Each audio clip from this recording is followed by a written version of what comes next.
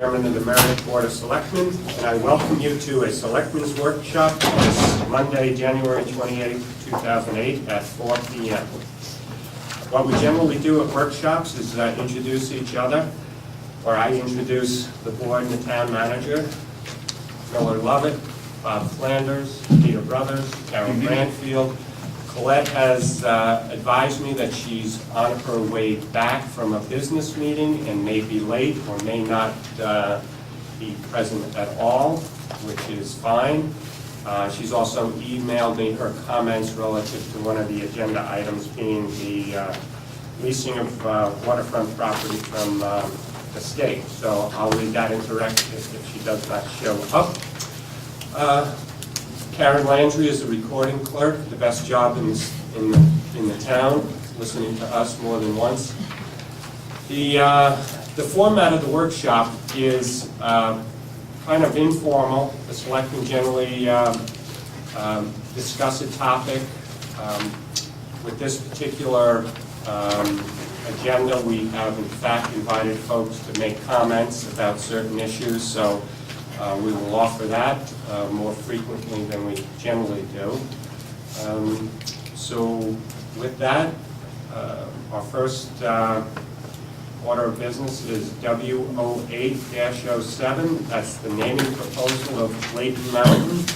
Carol, would you like to introduce that, please? Thank you, Mr. Chairman. What you have before you is a first look at a naming proposal for a mountain, Leighton Mountain. This proposal was made by the Conservation Commission and put in a request to the U.S. Board of Geographic Names on the proposed name. As such, we've had a similar proposal on a different area about a year ago, and what occurs, the USGS solicits input from the county, the town, and then goes forth with recommendations on whether there should be a new name or not. The area in question, it's west of Levitt Mountain.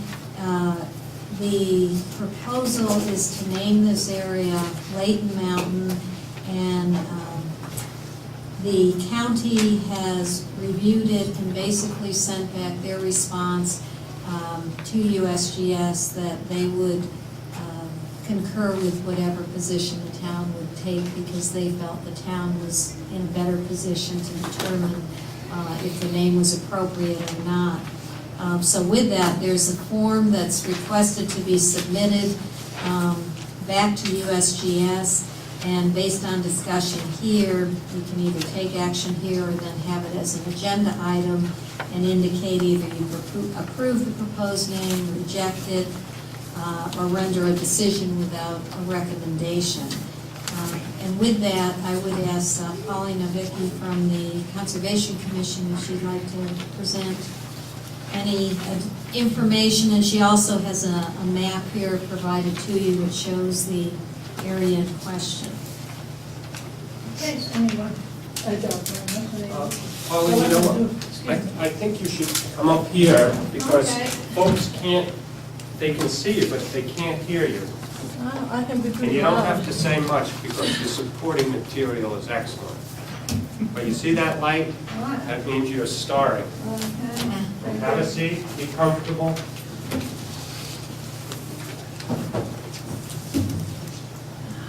Okay, obviously, I am representing the Conservation Commission.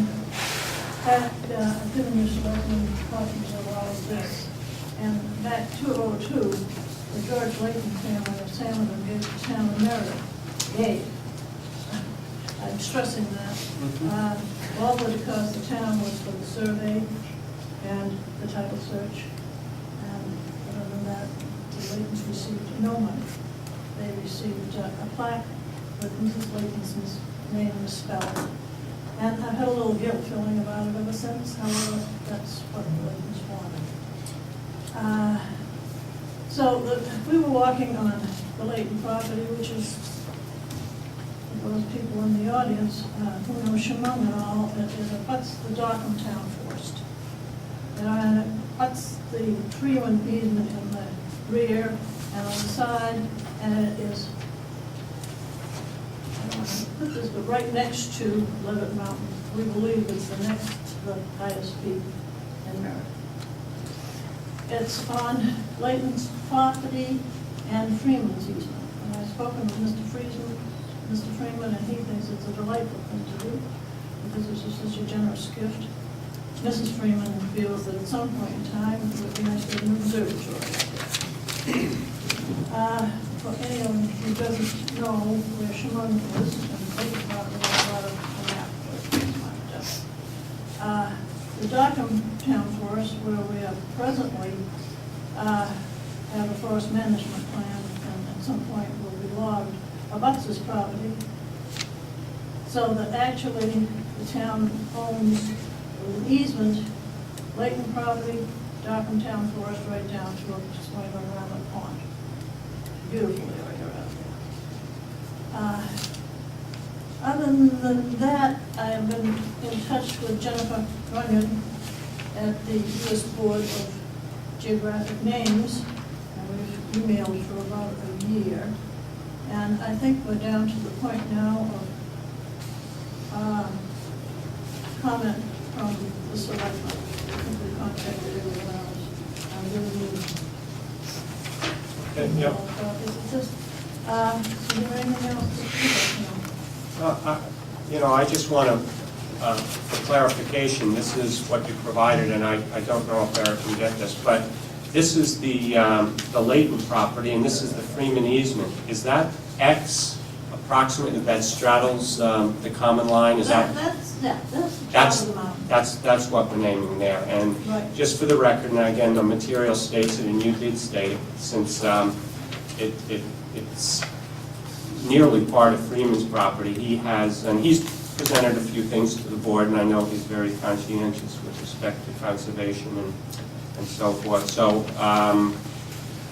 he has blessed this naming, for the record, as you previously stated. So I think that I'm all set. I just think that someone should put a plaque on with the Layton's name spelled correctly is my only comment, but, you know. The plan is, as you know, we've had all the town forest signs, or most of the town forest, and it was voted as a town forest meetings ago. And so we plan to have at some point in time, Okay. a wooden sign that is comparable with the other signs on the town forest, put on this property down so that it can be seen from the road.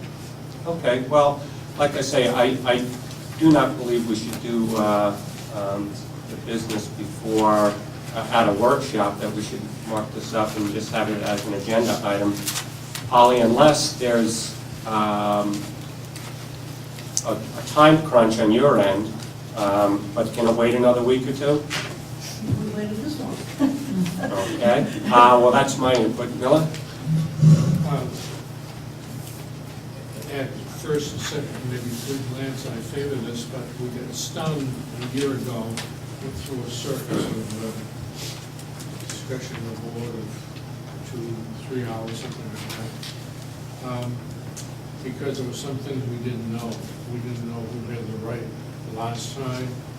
I think if I recall correctly, that it was stated initially that the property owners had the right. I think we discovered later on, perhaps more complicated than that. Are there any other alternatives that you know that are out there? Are there any groups that oppose this? In other words, I'm looking for any other information that might be going on in the background. So are there any other I'm all alternatives? aware of what went on before, because we were talking about this easement when the other, it came as a surprise to us also. So that we've kind of covered ourselves quite carefully, and I contacted either by letter or personally everyone of the abutters, including other people, as you know, Shimon is a community in itself. So I contacted anyone who I thought might have objections to this. Everybody seemed very much in favor. It's been a very generous gift, and it has kind of protected the area for them, you know, as well as more so really than the rest of the town. So I know, I had no objection from anyone. I think, No, that's fine. In other words, we were surprised before because what we didn't know ourselves. I'm asking if you know of any potential surprises that we don't know about. no, this has been going on and off ever since the other mountain. But when we proposed this one, we didn't know the other mountain was being proposed, and so that this kind of, it didn't get swept under the rug. It's been in the file and waiting to happen. I don't believe so. In fact, anyone that I feel has an interest in that area seems completely for it. My little note is at the end of your thing that Esther Wyatt, who was accountant, said that when she and her sisters were growing up, that that's what they always called it. They just thought it was Lake Mountain. That's the kind of argument I think is very helpful.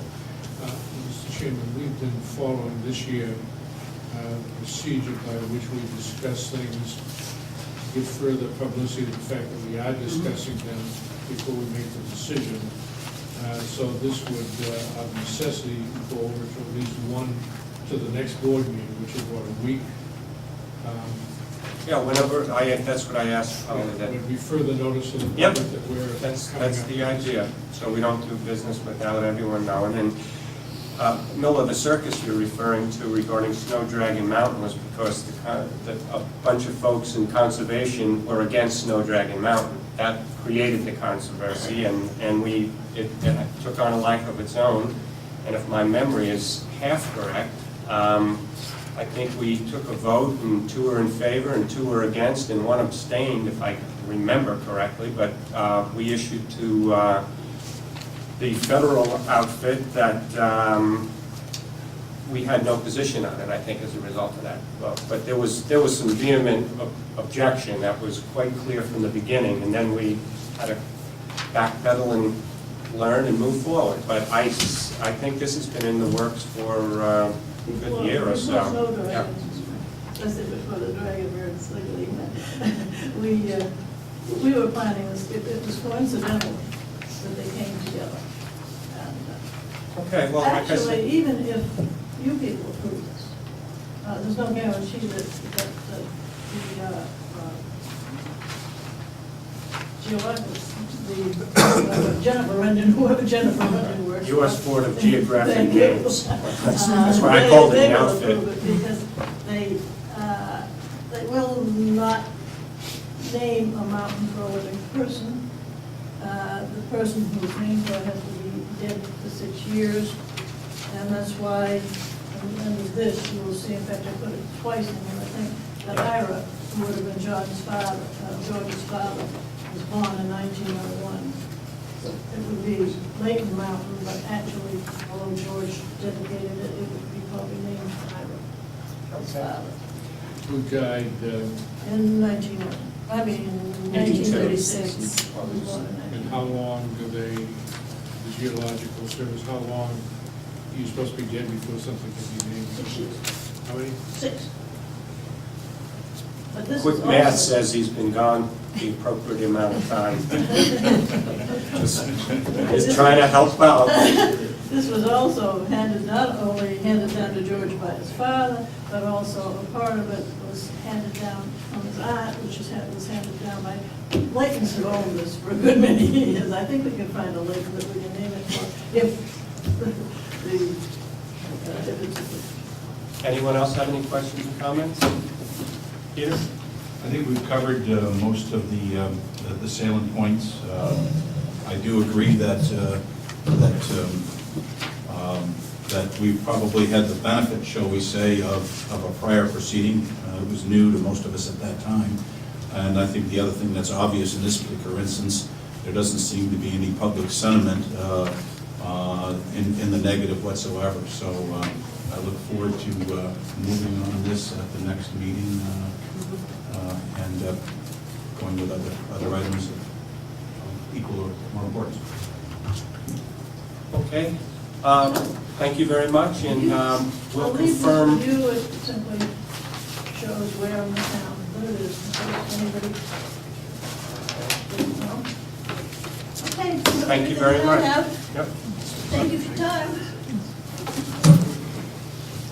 Okay, and I guess Carol, at some point, we'll try to review the most efficient time to put that on with due notice to. Yes, it'll be ready to go whenever it's determined Okay. what meeting. It appears you don't need any additional information for that meeting, so.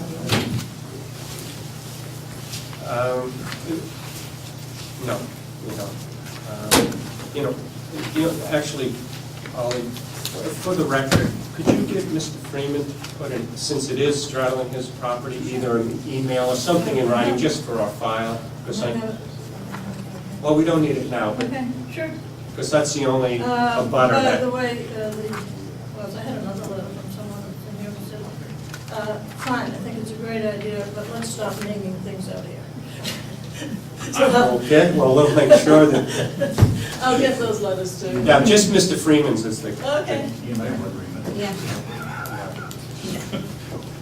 Okay, the next order of business is 0729, request to discontinue a Class 6 highway, parens, a portion of Happy Homes Road, end parens. Carol, you want to introduce Attorney Nix? Because I think he'll probably take, Steve, if you're Yes. ready, let's. Just by way of introduction, there was a workshop held on this request November 26th. Attorney Nix, representing Harris Cove Estates, is requested to meet with the board to discuss that, withdraw that, and advise what they are proposing. So with that, I'll turn it over to Attorney Nix. Thank you very much. Carol, can you hear him? Yeah, he's Okay. close enough. As Carol indicated, we were here in November and requested that the board entertain a proposal to discontinue this section of what we're calling the Happy Homes Road, Class 6 right-of-way. It's outlined in red, traverses over the Harris Cove Estates property. The idea at that time was that there would be an agreement with the landowners of this parcel here to transfer some land to allow actually a more than 50-foot right-of-way and drainage easements, et cetera, on their property for access here, and it was contingent upon the discontinuance of that section of road. After having presented that to the selectmen and requesting that we move forward with a warrant article, we've talked to numerous people, agencies within the town regarding the discontinuance. Although there hasn't been any official decision made on it, my client has come to the decision that he is going to redesign the intersection out here without requesting that discontinuance and using the existing right-of-way Cushing Road.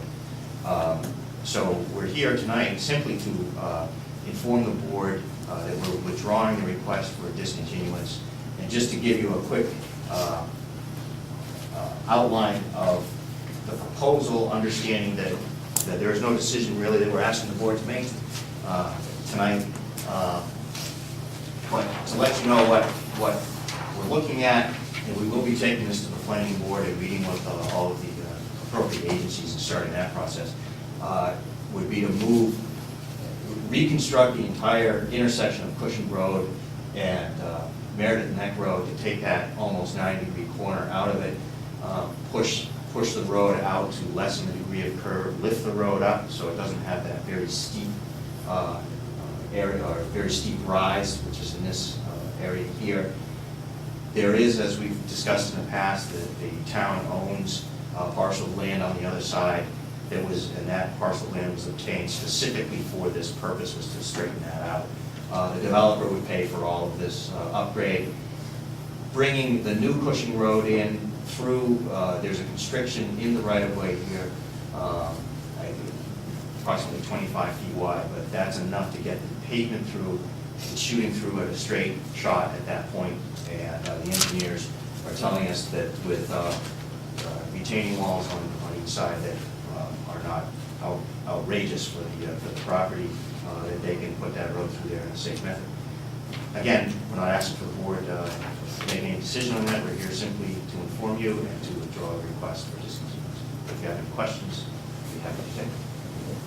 Ella? Is this the solution that was worked out with Mike Fallon? Yes. Okay. And are there any other town officials, such as the chief of the fire department, that need approve this?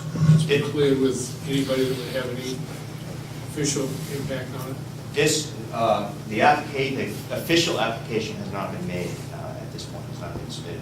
But all of the town agencies, including fire and police, will have to look at this and give their input on it. Miller, as I understand it, they're basically starting over again with a new application. That's correct. So then it goes through the whole planning process planning and process. touches all the bases. Right.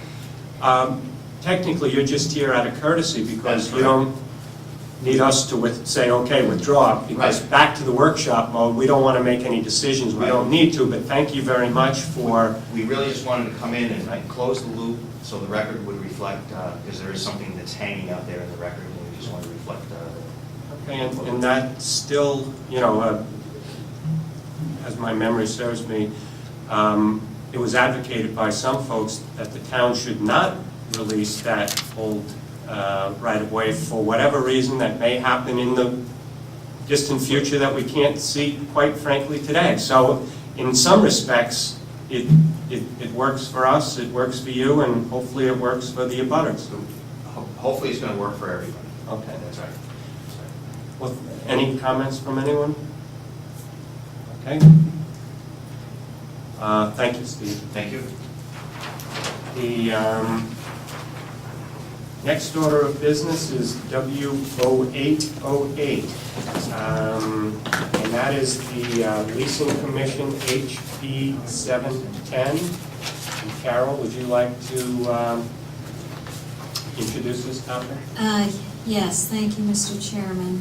House Bill 710, which is referred to as the Leasing Commission, was passed by the Senate and the House to establish a commission to study issues relative to the practice of leasing state-owned real estate on the shores of public water. The issue here and why it's being brought before the Board of Selectmen is to seek input from the town based on a direction, whether they support certain aspects of it or not.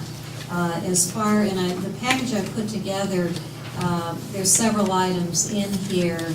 It provides the approved legislation which establishes this commission, and as you can see, there are many representatives on this representing all agencies ranging from Fish and Game to DES, Department of Transportation, a member who currently leases land. I represent the New Hampshire Municipal Association, and as such, I'm sending letters to municipalities offering to do a similar workshop or information, or providing them with materials saying, please provide me with what your preference is, because on the commission I'm basically representing all municipalities. So there may be varying feedback from municipalities.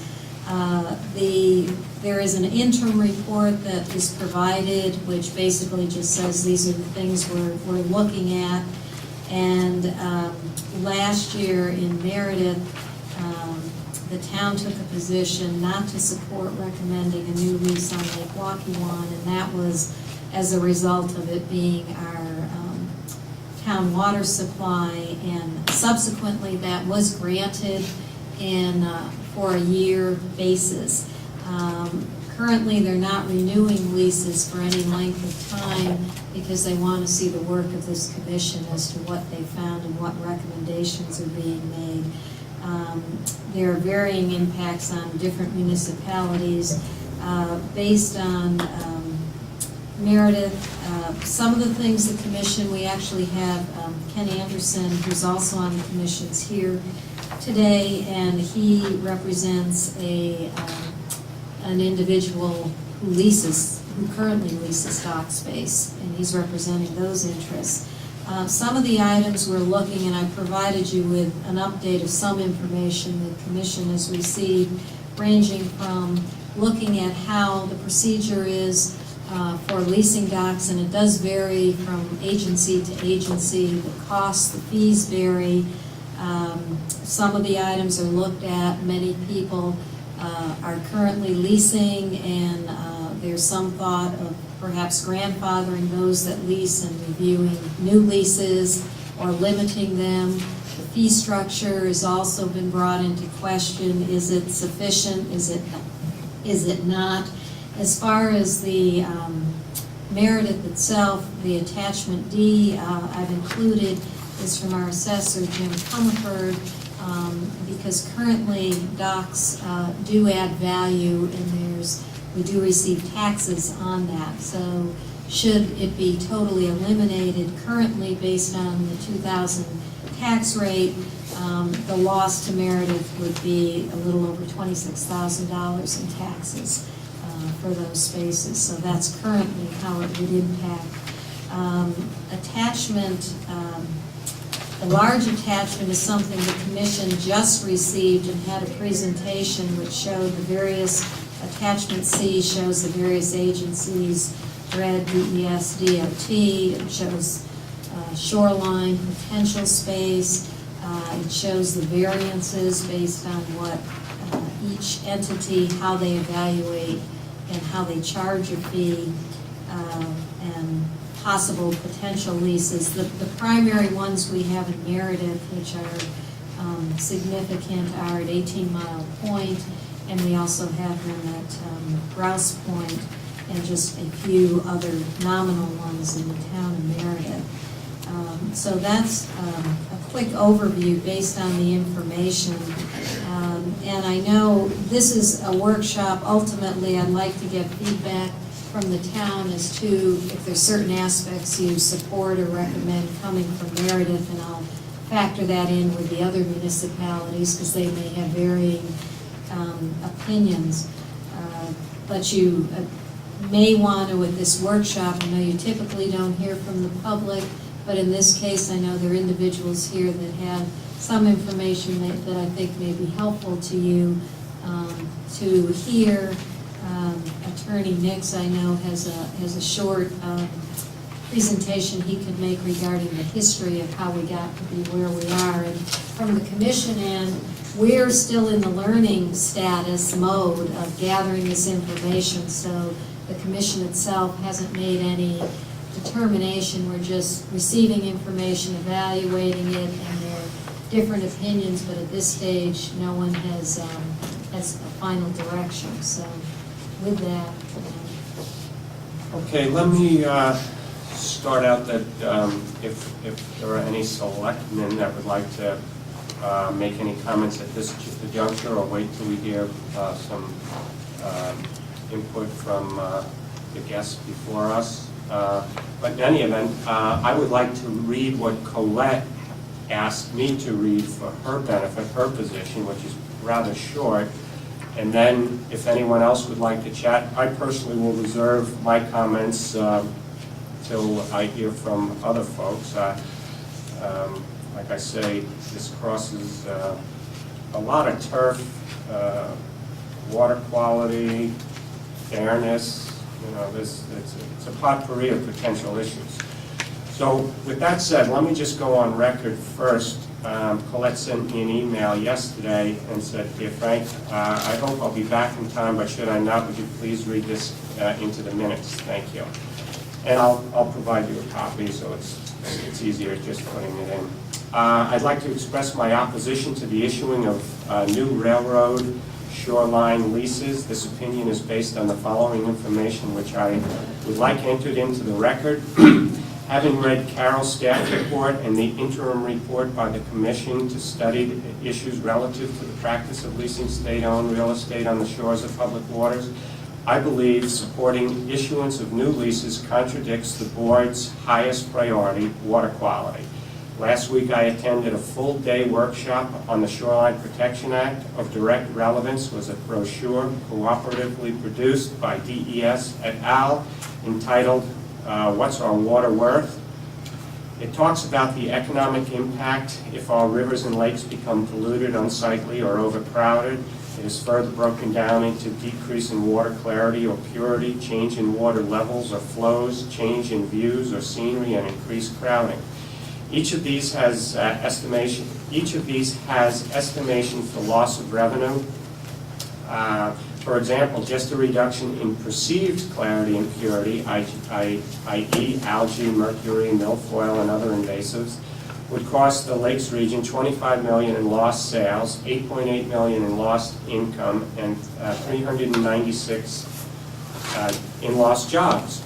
In comparison to the revenue received in 2007 of $26,641, I believe granting new leases would be tantamount to winning the battle but losing the war. Additionally, aside from water quality, the railroad corridors are used by a greater number of walkers, snowmobilers, etc. The WOW, Winnipesaukee, Okeechee, Winnisquam trail has just begun along the railroad in Laconia. I believe additional leasing would interfere with these non-water users. In regards to those in Meredith or other communities who already have leases, I believe it may be unfair to take away this privilege. I offer the following as suggestions of possible compromises / protections. Limit it to the current owners, ensure no subleasing occurs, and that they remain for private use, i.e. non-commercial. I am certain a great number of other ideas will arise at this workshop, so kindly add these to the mix for discussion. So that was Colette's brief input at this point. Like I say, she may be here, but it's she wanted to get something on record, so I had absolutely no problem reading that in and providing anyone with a copy. With that said, do the selectmen care to make a comment at this point, or you want to hear from interested parties? I'd like to hear some additional information. Okay, so Miller, you all set with that? No, I'd like to make comments now. You want to turn on your mic, please? And I had heard, I think, the information that Colette gives us, the collection of information, is very important, and it goes wider than I would have stated. Let me state first where I was before the meeting started. It seems to me that water quality, particularly for Lake Waukee, but also for Barrett Bay or any other shores of lakes in our area, is extremely important. Extremely important. Secondly, I'm concerned about how leasing for small amounts of money, leasing fees, can enhance the value of property of the owners considerably. And I think that in equity, if there are leases, should be corrected. Having said that, I think Colette's statement is very, very important, and subject to verification. To have facts and figures in there that would be very helpful in my thinking, and added to my thinking. Thank you. Steve, did you want to give us a little presentation? Because I'd love to know how we got here. Sure. Yeah, well, if there's a mic, unless you want to bellow, I mean, you're free to stand, whatever's most comfortable. bellow. As long as Eric can pick up on it. My short presentation is really it's a synopsis of the presentation that I'll be giving in February to the full committee. And in 2000, when I started working with 18 Mile Point Realty Trust regarding their property, I did a significant amount of research regarding the history of the Boston and Maine Railroad, specifically the Concord to the Lincoln line. And I visited the State Archives, the Merrimack County Superior Court, I'll talk about why I went there, Public Utilities Commission, as well as the Department of Transportation, and accumulated a wealth of information. The railroad first little history lesson. The railroad was originally laid out in the mid-1800s, and at that point in our country's history, railroads were probably the most important transportation that existed. The legislature at the time had determined that it was so important that that the state itself would take the property, condemn the property for railroad purposes, and then transfer those rights to the railroad corporation, which would then build the tracks. That's what happened in this particular case. The state came in and laid out the railroad using the layout procedure, conveyed the rights to the Boston and Maine Railroad, which built the tracks. At the time, the state of the law was such that a taking for railroad purposes was considered an easement only, and there is case law to reflect that from New Hampshire Report 34. So and what that means is that the property owner that it was taken from still retains the right to the underlying soil and all other rights, but the state or the railroad has the right of using it for railroad purposes. In many cases, the property owner would convey the property with a reversionary right, which specifically said if the property is not used for railroad purposes any longer, that it reverts back. So it's also important to know that along the lake, the railroad comes in many places in Meredith, along Lake Winnipesaukee, very close to the lake, as well as Walking, very close to the lake. In many areas, the railroad right-of-way actually overlaps the edge of the water, the shore of the lake. In some cases, it doesn't quite overlap, and there's a piece of property that's left out there. Those people, I guess, in this scenario are the lucky ones, because they still own the shorefront. And anyone that owns shorefront has what are called riparian rights or littoral rights, which is the right to create a wharf. Now, in 1845, or whenever exactly the date was the railroad was laid out, that wasn't such a big issue, but it is today. The ability to get to the lake is a very valuable property right. So we'll fast forward to the 1970s. The Boston and Maine Railroad from the mid-1800s up to probably 1960s or so was a viable entity. Starting probably in the late 60s, the demand for the railroad started to significantly diminish when the interstate highways were constructed. So the railroad was not running as many trains. There wasn't a real reason to go north. Most of the mills had closed. There were several washouts along the line, and the Boston, Maine, in the early 1970s had done two things. They had filed papers with the state to abandon the railroad, and they were on the verge of declaring bankruptcy. At that point, the state of New Hampshire legislature recognized the value of these transportation corridors and came back in using the power of eminent domain and created a statutory procedure where it was actually the Public Utilities Commission. They gave the Public Utilities Commission the power to condemn the railroad property to preserve the corridors. So that proceeding was commenced in the mid-1970s.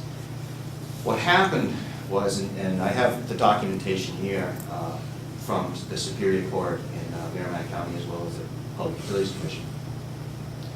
The Attorney General's office at the time had done some title work, and if you think about this line really goes from south of Concord all the way to Lincoln and then further north. So there's a lot of property along there, and there's a lot of property owners that may or may not have either the underlying fee or these reversionary rights. And it was determined at that time that doing the title work would have been too much work.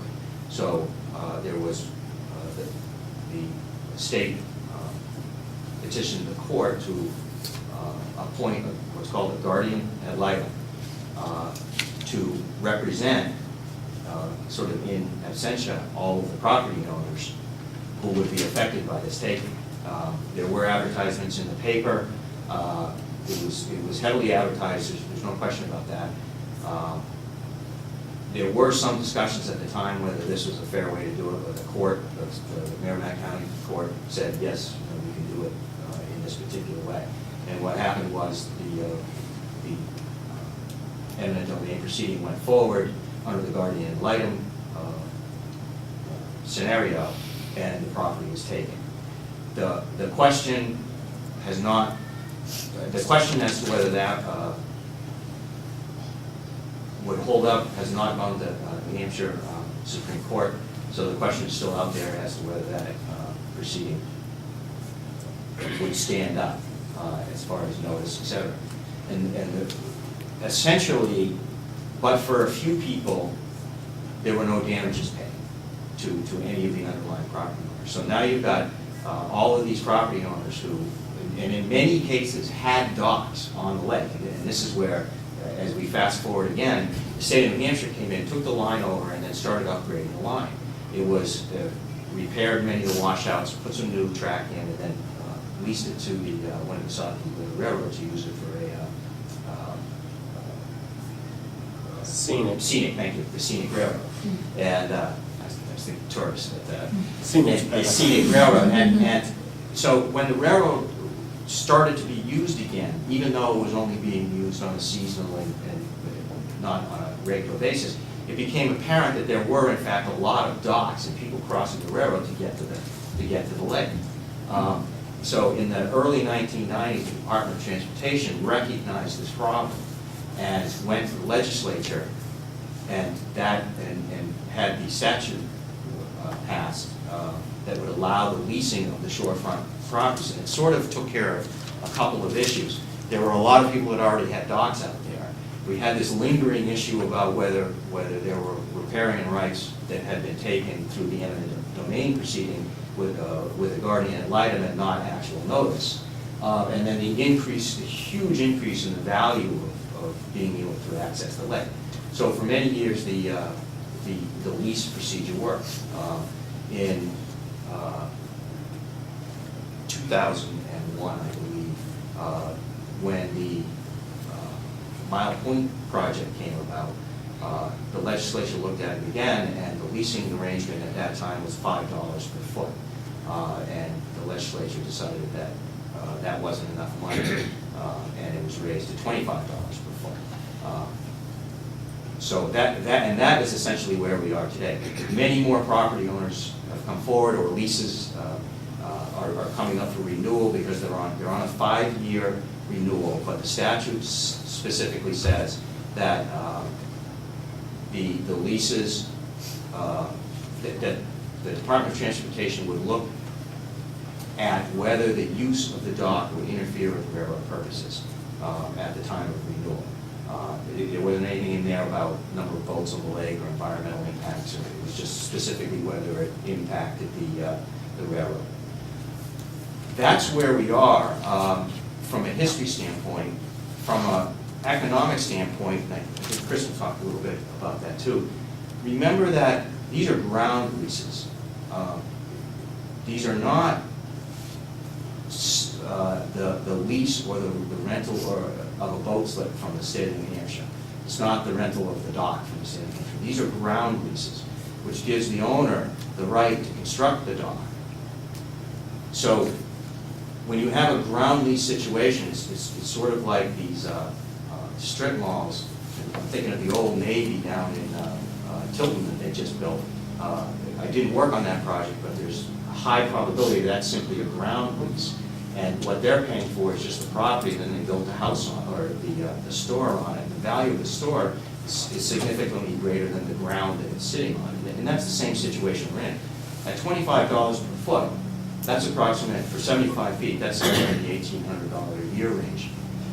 To rent a boat slip for a 20-foot boat, 25-foot boat, is somewhere in the $2,500 to $3,000 range.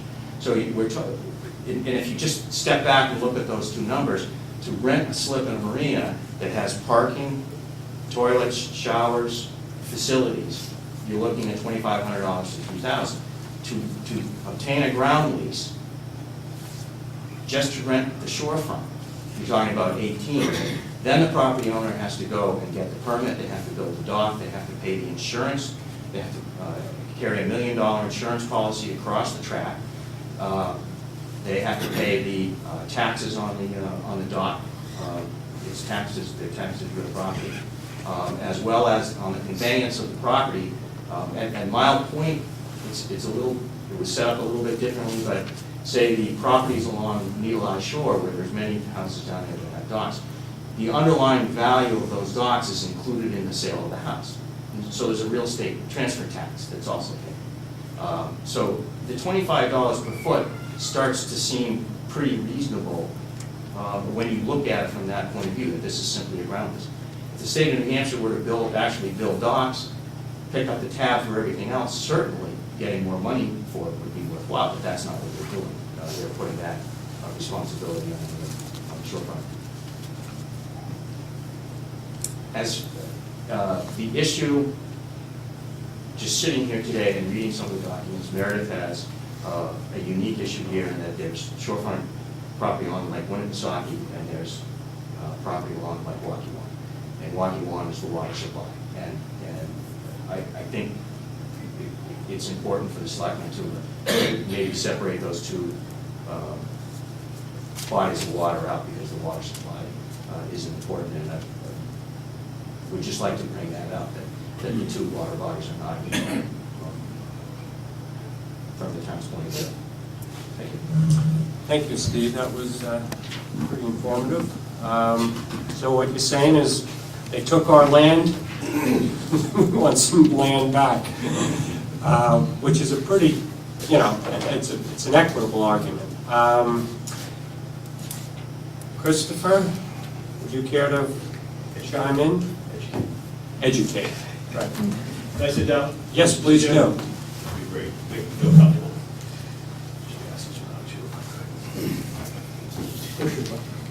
I think his button was pushed. Buttons pushed, yes.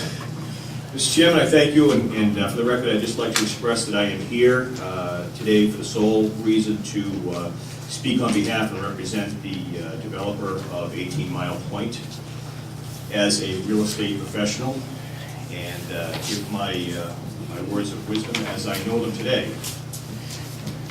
Lake Ridge on Meredith Bay, which was started to be developed in 2002, is a development of 36 lots. It presently has 19 boat slips down on its water's edge, which has a total of in around 1,307 feet of frontage. The area, Lake Ridge on Meredith Bay, was created for the sole purpose that we were finding that there were many folks who were looking for some kind of connection to the water, to Lake Winnipesaukee, and we're finding it hard to find that quality access, if you will, without having to spend in around $1.5 to $2 million for a nice waterfront home.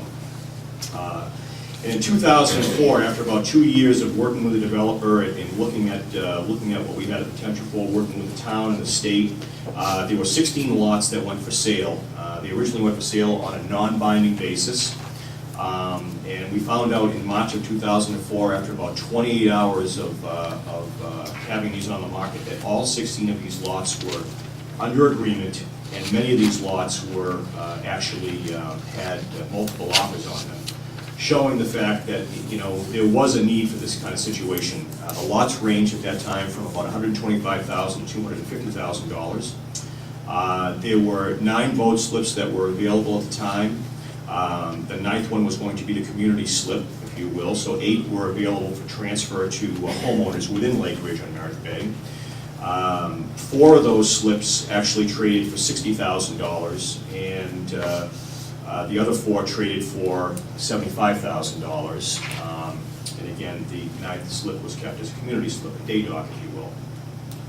In 2005, when phase 2 of this development came online, it was another 20 lots with an additional 10 slips down in the water that was just about ready to be approved by the state when we first started marketing the land. In 2005, the real estate market was a little bit different.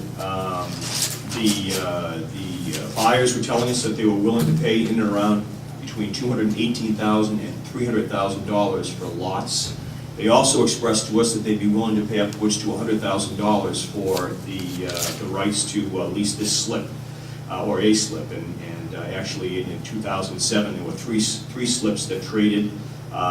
Two of them traded for $100,000 from the developer. A third one traded from a private party within the development for $102,000. Some of the challenges that we've heard in regards to as we go through this House Bill 710 is that the developer here at 18 Mile Point is getting rich from trading these slips. We're hearing that this land is state-owned land and it should be given back to the people so they can utilize it as for public access. They're expressing that the state is not collecting enough money for these leases at $25 a linear foot. Just to speak briefly on the first point, developer who did create Lake Ridge on Meredith Bay invested quite a bit of money to be able to put these slips down on the shorefront, and as a part of that was able to offer these out to the property owners within Lake Ridge. It was created as part of their common area package, which includes a small pool and some locker areas as well as the docks. The developer who actually owned the abutting land from the railroad tracks had the legal right to ask for the lease from the state. The developer then acted as any other landowner, in my opinion, would have, and sold his property rights to willing buyers. Now, the developer did not demand any amount of money. The developer put it out there for sale, and the buyers came by and they actually invested in these slips. And at the present time, within Lake Ridge, if you do have the opportunity to have a lease assignment for one of these slips, when you go to sell your property, you're also able to assign that lease to the next owner. The work that was done within Lake Ridge and within the community area was done by the developer with all the necessary town, state, and local permits from the DES, DOT, as well as the town, as I mentioned. Prior to and after the construction, all the aspects of the project were signed off on by all the various departments. And the slips, when they were built to the plans and specs that were approved by both the town and the state. In regards to our situation presently and looking at the tax implications, I have handed to you a list with all the property owners there, their present assessed values, as well as the assessment of the slips. And just looking at Lake Ridge in particular, and appreciating the fact that the town assessor has come up with his own values, he is correct in saying that if the 19 slips down on the bay were to no longer be available because the lease was not available, the town, for this year, with a tax rate of $10.91, would lose $20,749.71. That's just for the slips. It is my opinion, and the opinion of others that I have polled who, as well, I would consider real estate professionals, if the access to this body of water was taken away from these property owners in here, I find it conservative to believe that there would be a 10% reduction in value of these lots, as well as the homes that are sitting on these lots up at Lake Ridge, which would mean an additional $18,975.49 for this year, which would be a total tax implication of $39,725.20 for the year 2008. The folks who live at Lake Ridge do so because it's a quality environment. They do so because they have the amenities such as town water and town sewer. They've got views of the lake and the mountains. They do have access to the lake. They do have close proximity to town, which gives them the ability to feel that they are in town, yet they've got a little bit of privacy up there in the hill.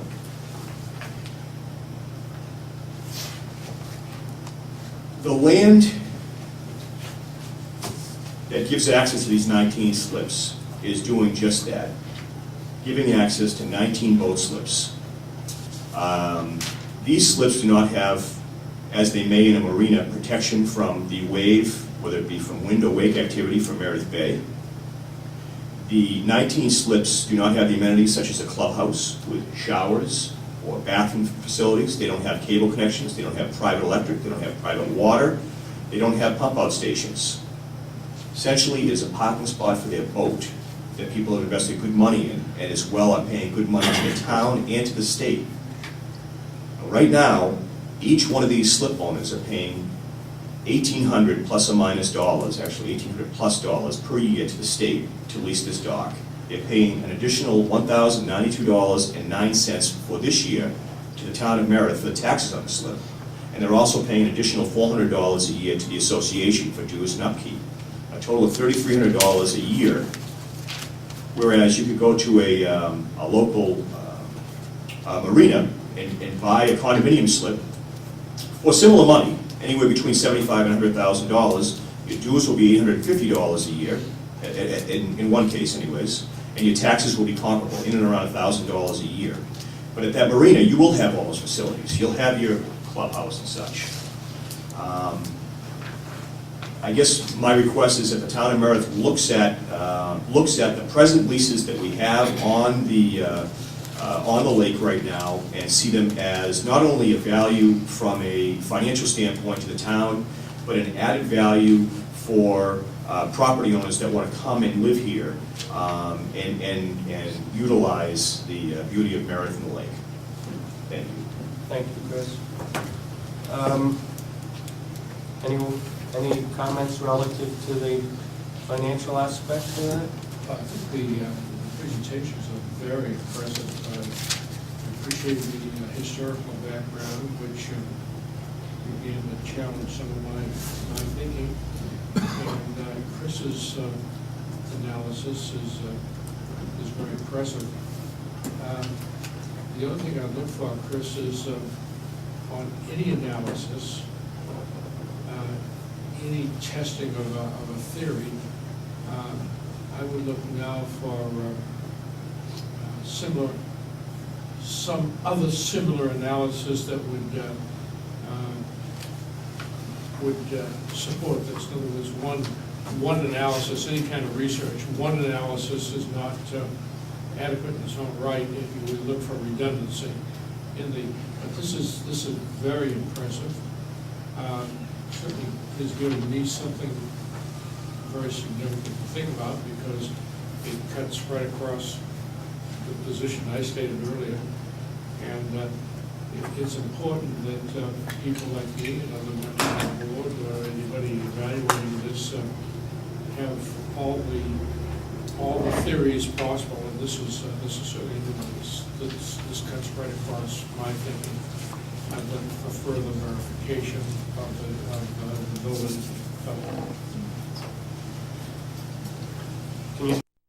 For the town of Meredith, they're not affected by this lease.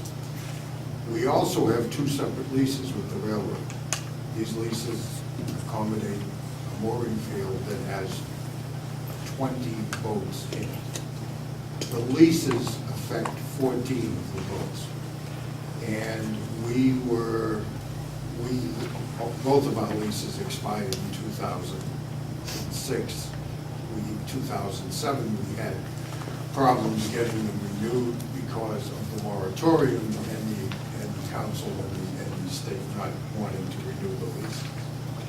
So we did strike an agreement with them last year that we would get the two leases and we would take the leases for 1 year at a time because that's the only way they were going to approve them. Now, I concede that the mooring field is not granted tax revenue to the town of Meredith because moorings are not taxed. But you've got 20 families living in Grosse Pointe that pay significant taxes to the town of Meredith. It's an amenity that they've had for a long period of time. And I think to take the leases away is a mistake. I don't think we have a position that says that we do not want to see any new leases granted or not granted on Lake Winnipesaukee. But we would like to see in Meredith, but we would like to see the existing leases that are there grandfathered in. I find it peculiar that in the study that's been done, the potential for leases on Lake Waukee is 5, and combined for Meredith and Laconia on Lake Winnipesaukee, the combined total is 15. And of that 15, I would really be interested to know how many might be in Meredith. I don't think if there's even half of them in Meredith, that another 7 or 8 votes is going to make a significant impact on the quality of Lake Winnipesaukee. So, in our respect, I'm looking for the town to take a position that to grandfather or continue with the existing leases in whatever position the town thinks is necessary for the rest of it. I have no problem. You know, we don't care. Build elsewhere. I'm with you. But Mr. Steve? McDowell was talking about the charts on page 8 Right. of the safety report. There was some interesting information there. It actually almost seems like we're already there, but I don't want to analyze. You know, I sped read it. I'll make a couple of comments when I have a moment later on. Is there anyone else that would like to give us any input while we're thinking this of? You know, Carol, I noticed the time frame is that you folks at the state level need to come up with something by November of '08. So if we back from there, what is the goal when you need to have some sort of position paper relative to Meredith or actually the other communities? Yeah, I'm just looking as soon as possible just to factor in that for my discussions with the commission. It's going each week or each month, we're getting additional information, but as far as the municipality, you don't need to say tonight, this is our direction. So there is time from that, and it'll be factored in with all the others. So it doesn't need to be this month, a determination. Okay, well, like I say, because this is one that, you know, has implications, and Miller, before our eyes, has been swayed by some information. That's why I personally waited to hear it. But, you know, and that's the beauty of this, is the more information you get, I think the more focused we can be on our positions. Bob, would you like to say something? Yeah, I think the information that was presented here, and it was in our packet, was very helpful. And I do believe that we need to be careful not to take away property rights that people have had in the past, or do things that will diminish the value of their property. So I do believe that my position would be to support continuance of the leases that are in existence. I think any future leases are somewhat problematic, especially if they're on Lake Walkie. I think that's a pretty sound reasoning. Peter, do you have any comments? Yeah, I did want to comment on the extent of the packet, Carol. I thought it was extensive. It's a subject that obviously is going to have a lot of implications and a lot of ongoing controversy. But I think the economic impact in terms of the leases, whether that's an appropriate amount, whether it's not, that's something that could perhaps be looked at. But the grandfathering status is an issue that is becoming a little bit more solidified from my personal standpoint. And I think Bob summed it up by saying that in my mind there seems to be a distinction between those that are already there and either purchased or have conveyed on that basis, and then new leases being another, shall we say, category altogether. But it certainly looks like there is quite an extensive group of people with from different walks and interests in this. And I, for one, am going to be very interested in seeing how that pans out in the end. If they get there by November 8th, 2008, I will totally be shocked, understanding just here the number of different constituency groups that there are and the interests that they represent. So I look forward to staying tuned for more information. And I do believe the historical data by Attorney Nix was very, very beneficial. And then to hear from at least the three major, shall we say, landowner groups that may be impacted, hearing their strategies and their concerns and what they perceive as being the impacts as very, very valuable. So, thank you. Okay, and again, I just want to point out that Colette is basically in harmony too, and I'll let her speak for herself at another time, but the thrust of her statement was regarding new leases, and I guess we de facto defining two classes, existing and new, and I think that's wise. I look at, and I thought Stephen's presentation was great because the railroads were not the good guys in the 1860s, and it's actually been a cottage industry for conveyancers trying to figure out what's where and who owns it and why. But it's just interesting that the fairness of abutting property owners to the railroad and the lake at one point where, just from a fairness document, it once wasn't the state's property. They got to deal with it, and how you internally make that jump is another, is for you to decide. I also looked at, I represented some folks that actually were considering, and some I think may have bought into 18 Mile Point. And I've read the lease, and I think actually we should give the board a copy of the actual the section in the statute that says what the rules are. Because there's a statute on record, and I think this statute even trumps the lease because it's state law. And again, I have my theories, and no one asked me for them, but that's what I believe. But one of them says in section 5, this is chapter 228:57-a, leasing certain portions of railroad properties. And I'm going to jump to the last one. It actually says 3 says they shall be for periods of not more than 5 years. The cost shall be $25 for running foot per year paid annually. Then it says leases may be renewed after the initial lease period has expired, provided. Now this is what the state tells you the facts of the universe are as it relates to black letter law.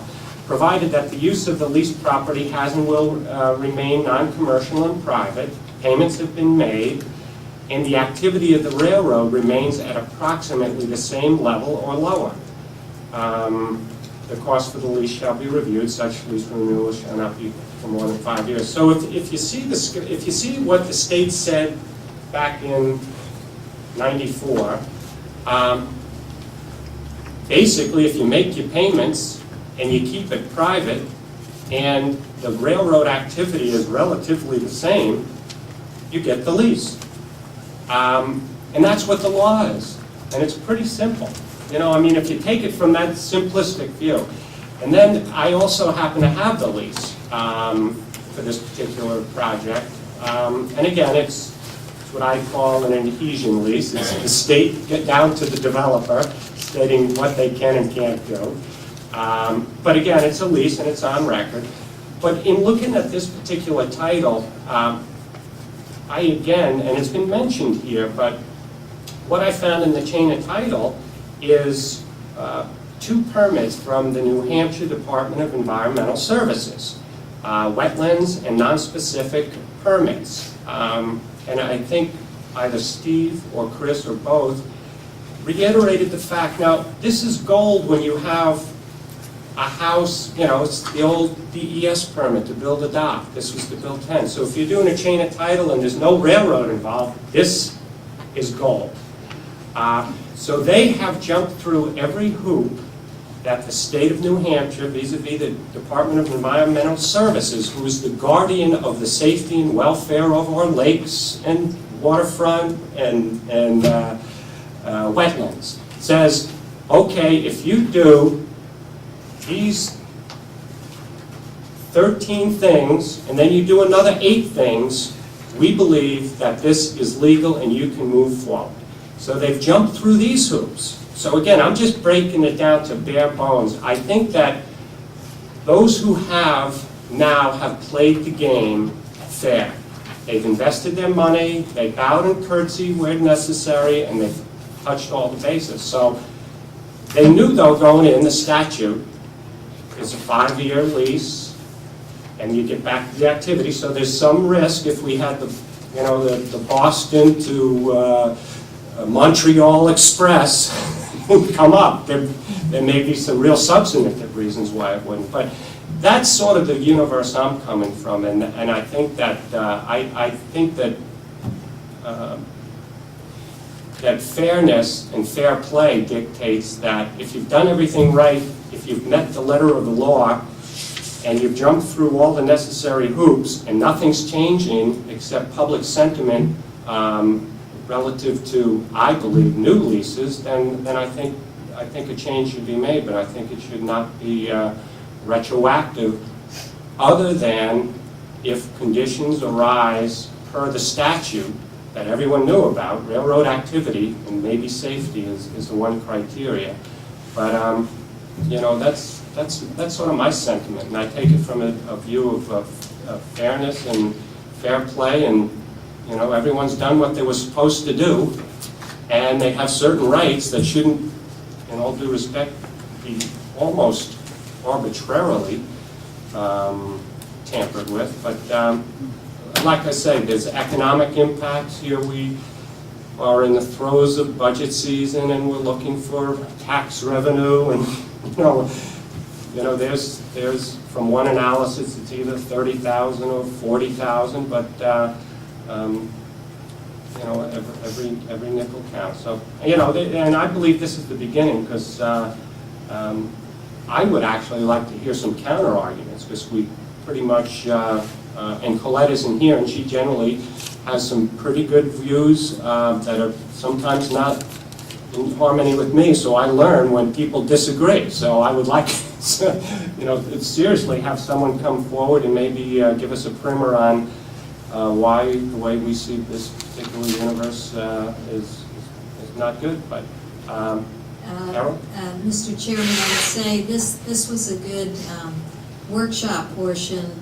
The next time this is scheduled perhaps for an agenda item, whenever time permits, at that point perhaps there'll be additional feedback for the board if there's alternative positions, because based on what I'm hearing in the workshop anyways, it's pretty focused as to the direction, that there may be some other information that comes forth down the road. I know one thing that did come up at the time, I believe was, through DES or wherever, when 18 Mile Point went, where did the town have any feedback or not? And it was whether it was lost information. I know the permits were granted and everything. That was a question that came up probably a year ago from, I forget who within the town.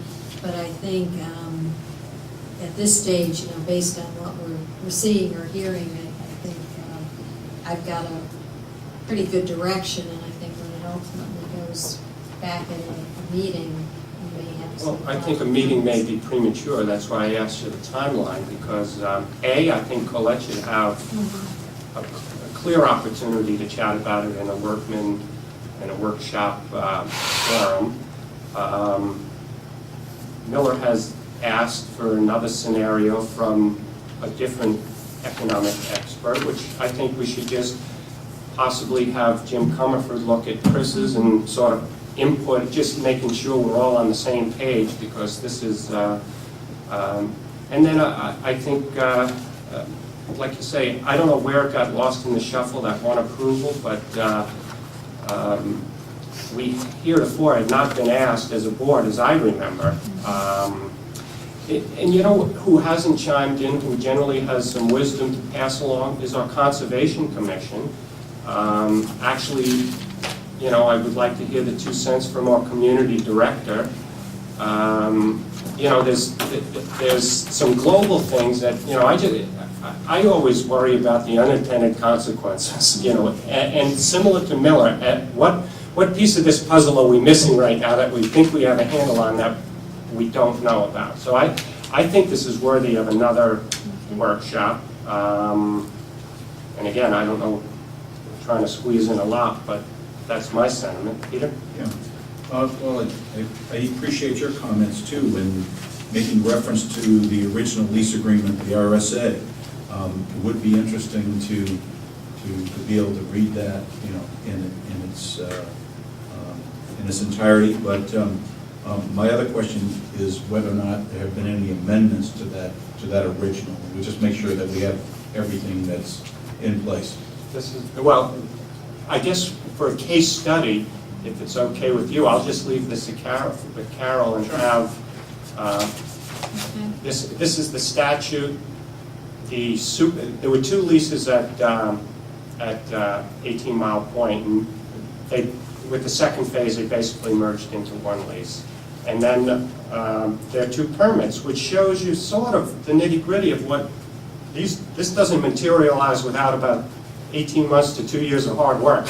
You know, this does not, because it's a formidable task to get things passed for all the right reasons. You know, it's just not there's no stamps down there that people just pass projects through. But I would make copies because it's just an interesting perspective. Willem? I think this has been a tremendous session, the new ideas out here. And I was sitting here before Carol spoke and thought to myself, what guidance can we give her? And yet some of your comments, Carol, indicate that you've, I don't know if you think you've gotten guidance or not, and I'm not actually going to respond to this because, but you represent this town and other towns, aren't you? You're that kind of representative. And I wouldn't know what to draw out of this as to whose opinion. I mean, we've got such wide divergence of opinions. So good luck in finding out how to represent all the towns. Well, and as I say, Meredith, you know, is more active. I have not gotten feedback from the other communities as of yet. So this may trigger, I'm sure, you know, when we have the various newspaper articles that was discussed. I've contacted the others. That will trigger some discussion in those. So ultimately, I will go back representing those communities that provide feedback. And it may be varying in something that may be appropriate in Meredith may not be in Laconia or vice versa. So that those interests will be displayed and go forth. But as you can see from the commission, there's various agencies, different interests, and one thing that to date has come, it's caused each of them to take a hard look and kind of consolidate what they do because it's all over the place. So if nothing more, that's been a huge success in a short period of time because to date that hadn't been done, so it's moving forward. Miller, thank you for bringing that up because I felt Carol was almost at the end of her opinion of what we felt. Oh, no. And I think it's ongoing, evolving. Yeah, no, because I'm not going back to report that. Well, please share our minutes, too, Yes. to the extent that they represent what we've said, and I know they will.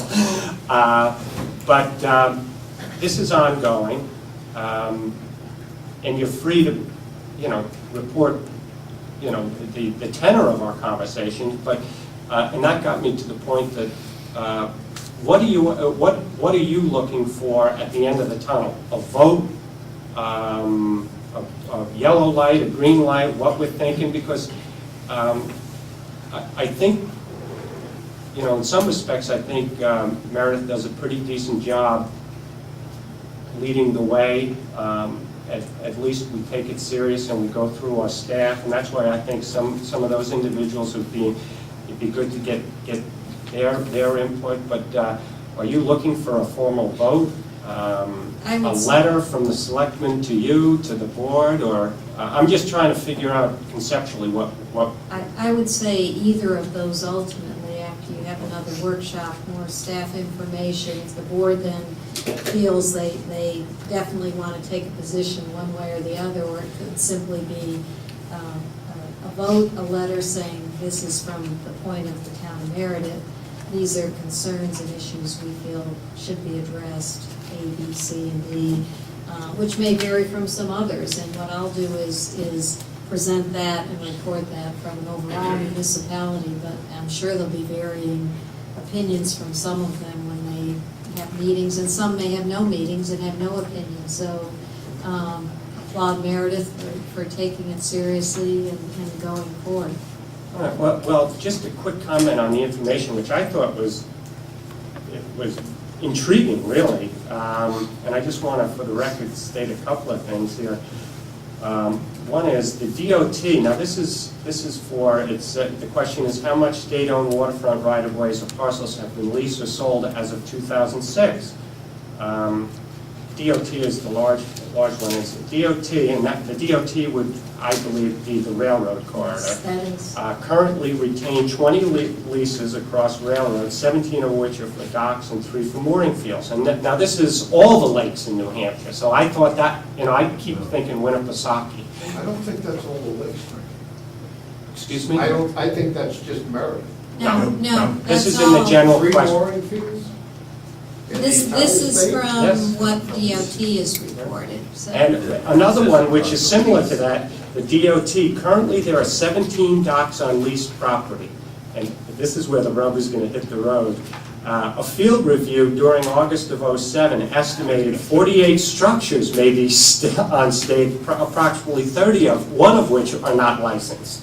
So now when we talk about grandfathering and new licenses, where do the 30 ones that have been doing it? Because I think, Steve, your little historical synopsis is that's the way it's been.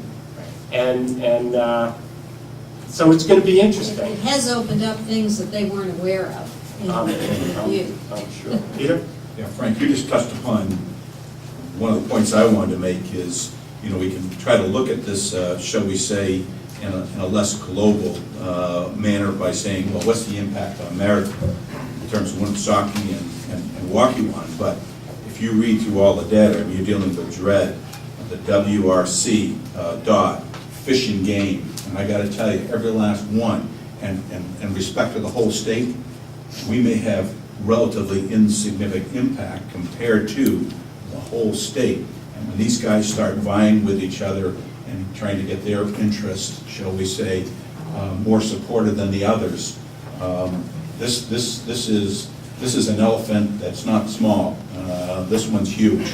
And what we think and what we end up giving, and I think it's good to express our opinion in terms of maybe consensus that we can draw, but it may be, shall we say, miles away from the ultimate decisions that are made at the state level, because it's much more complex. And looking through some of the smaller ponds and other lakes, even north of us, Fish and Game's, shall we say, idea of what it is will certainly be different than DES or one of the others. So, Get it all into the courts, you got a 100-year battle. Just keep extending those one-year renewals. Okay. I predict that's what's going to happen. Yeah, I think this is such a significant issue that the Meredith Board of Selectmen at the end of the day, not today, but at the end of this process, should definitely take a firm position. That's, well, you get a firm position that may be voted on different, not unanimously. So Some that's consensus anyway. But yeah, I think that will come out at the end of the tunnel. Okay, I think we've had a good session there. Next order of business is 0732 Laconia Area Community Land Trust Workforce Housing Development Agreement and Waiver Request. That was almost as long as the agreement.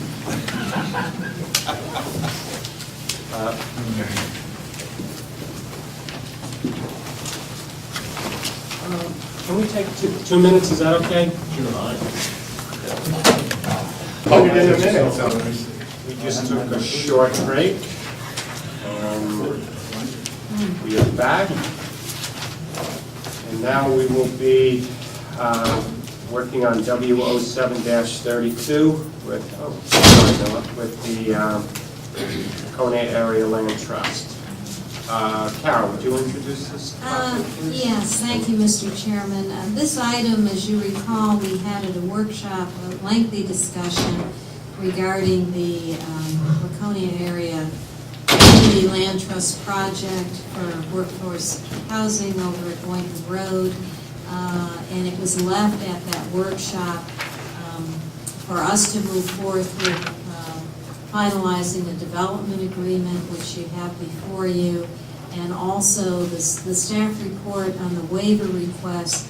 There's not, the additional information presented there is primarily pertains to the question on waiving of current use. There was no new information, so it's anticipated when you go forth with both these items at a regular selectmen meeting, you, as agenda items, you can take action on both the development agreement as well as The waivers. the waivers. So with that, I would, and as you know, we've been working extensively with Ray Korber of KB Partners, working back and forth with all those involved. So I'd like to turn it over to Ray and Bob Reels from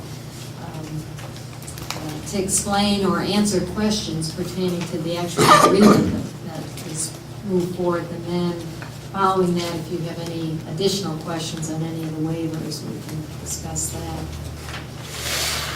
Okay. Can you reduce that agreement to like a bumper sticker? I can try. Is this on? The blue light's on, you're on. Press the middle. Yeah. There we go. For the record, my name is Ray Korber with KD Partners. As far as the development agreement is concerned, trying to put things in a nutshell here, essentially what this agreement does, it's an agreement between the town and Laconia Area Community Land Trust for their development, 32-unit workforce housing development on Boynton Road. And essentially, this represents, outlines the roles and responsibilities and how the financing is going to occur on delivering the on-site and off-site improvements, which the town is ultimately responsible for either reviewing and or, in this case, actually constructing. And essentially, the infrastructure improvements are being proposed on Boynton Road between New Hampshire Route 3 and the proposed development at the end of Boynton Road are a new sewer main extension, new sidewalk, repair replacement of existing drainage structures, and full-width roadway reconstruction. On the site, as far as the town's responsibility is concerned, on the development site itself, the town is going to do design review and oversee the construction of utilities, water and sewer, on the site. But those utilities on site will be owned by the Laconia Area Land Trust as a developer of the site. The facilities on Boynton Road will be completed within the town right-of-way, and the town will own those facilities. So if you can think of it as being off-site versus on-site improvements that are ultimately going to be done here, that's really the way to look at it. Essentially, in terms of responsibilities, the Laconia Area Community Land Trust will be responsible for designing all these facilities that I had just mentioned in collaboration with the town. The town has design review responsibilities to ensure that all the facilities are designed and constructed to town standards. The Laconia Area Community Land Trust will be responsible for constructing all on-site utilities, and they will also pay all costs for engineering and construction, including the costs for firms retained by the town. So that's an important point, I think, to make. Essentially, all the costs associated with the construction and the engineering, even for those infrastructure assets that will be owned ultimately by the town, are being paid for by the developer in this case. And in addition to that, the Laconia Area Community Land Trust will also pay all access and connection fees as required by the town. The town's responsible for assisting in the with the improvements, providing again design review to ensure that the improvements meet town standards. The town will take over responsibility for project delivery of all the Boynton Road improvements. That includes helping, assisting the Laconia Community Engineering Trust's consultant during the design, and then ultimately the town will bid and build the Boynton Road improvements using firms retained, contractor engineering firms retained by the town. They will provide construction observation for on-site utilities to ensure that the installation, again, meets town standards, and they will retain engineering construction firms to complete the work on the town's behalf. And ultimately, they will receive community development block grant funds from Laconia Area Community Land Trust to finance all the improvements that will be completed by the town. So essentially, I guess I'll stop right there if there's any questions in terms of roles and responsibilities between the respective roles. Or I want to prove. It might be easier if we refer to them as LACO. I know it's a long one to. Or the trust, most of us, no, LACO, trust, whatever, but. I'll call them the trust, that's it. Thank you.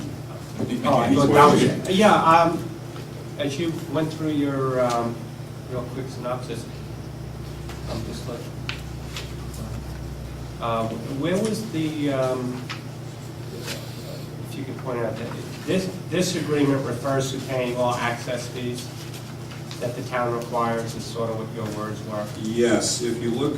Yeah, because where I'm going, so you know, is I still think we need to have some dialogue on the waivers. I think we've come to some understanding, but that refers, whatever, you stated whatever the town requires, so I'm assuming if we come to a waiver agreement, which I believe we did in some fashion, that's what you're referring to. Yes, correct, because that hasn't been finalized. So it's basically any access and connection fees that the town requires. So if you waive some, then it's inclusive. Yeah, okay, I'm just making sure. And Ray, we'll probably get into a little dialogue after regarding some questions that arose during the budget, but I don't want to bring that up at this point, but in case I forget, remind me something.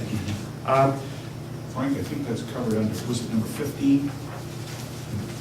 Because that basically says the applicant is responsible for paying all access connection fees as specified in a water and sewer use ordinance. So then anything else would have to be a waiver. That was referencing the Yeah. fees, correct? Okay. You know, and I just happen to have the file that we did the first time back in November. Of course, I thought it would be easier, of course, I'm lost in two files. But one of the first agreement referred to on or before X, applicant shall deliver to the town some money, some more money, some more money. Is that been deleted from this, or have they actually made the payments? Actually, that has been deleted in our discussions with the trust. We learned after we had submitted that draft version that the community development block grant monies that the trust has secured will actually be transferred to the town. And rather than establishing escrow accounts, we'll use those monies and draw down from that money. So essentially, and that equates to $475,000, I believe. So you have, and the estimate that for the engineering construction for the town's portion of the work is like $495,000. So since we're going to go out to competitively bid the work, there's the possibility that we'll actually spend less than that. So rather than setting up escrow accounts, this is much easier to just accept the funds on the CDBG monies and then just draw down those funds. So the grant money will go directly to the town. Correct. Yes, we have contracted Simplistic language. with a grant administrator who will Who's oversee yet to be that. chosen, right? Has been chosen. Has been chosen. Has been Okay. So chosen. we're going down the line now. Yeah, we're moving. Yeah, we're ready to go. And again, just for the record, your memo, Carol, actually, I had a question in your memo. But basically, this has touched the bases of, who did you say? Our attorney, the Public Works, your office, water and sewer, and I believe the town legal. And So basically, everyone's blessed this. Signed off. Okay, that's the feel-good comment that I need. On page 2, and maybe this is premature to ask this, but, and it says the town will realize the following benefits, and then on the bottom of 4, which are, obviously this is in the minutes, your staff report, because it's a good partnership. But it says, the second sentence says, the estimated blow-off rate is 8,640 gallons per day. That's what we're doing today. Correct. The estimated average and maximum day demand of the truss development is going to be 4,000, and then it says, and 10,000 respectively. Now, I have no idea what the 10,000 refers to. The others, the mobile home. Well, no, those are basically the 4,000 is your, as it says in that statement, is your average day demand. Okay. The 10,000 is your maximum day. If you remember from when we were doing the water use ordinance, we had that 2.5 peaking factor. Okay. That's what I So thought. that's basically what that is. It's essentially saying on average they're going to use this, and that The one day. respectively that threw me It's off, going to be because that. it's ain't respectively going back to anything else. You'd have to read the water manual. So that's what you mean, though, that's the That's high what I and the mean. low. That's the high and the With low. the peaking factor. Right. Okay. So, and we wanted to give you both of those numbers so you can see how those numbers relate to the 8,640 gallons. Okay. Yep, no, like I say, substantively, I just didn't know where that 10,000 came from, except that you just explained it. Okay. Anyone have any questions or comments on this? I think you better plug yourself in there, Miller. Push that little button. I'm trying to recollect what waivers we have approved. We're gonna get to that next. That's why I brought my old file, because this one didn't have what we did And last what- time. What waivers requested but we had not approved.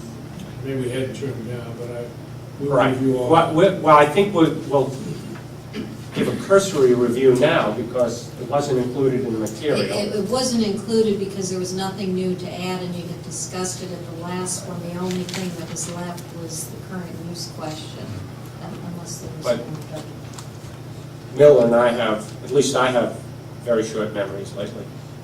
So, just because we didn't change it, that's why I went and got this other file, because I think we need to throw that on the table to refresh our memory. So is that on the table tonight? Yeah, this is a workshop.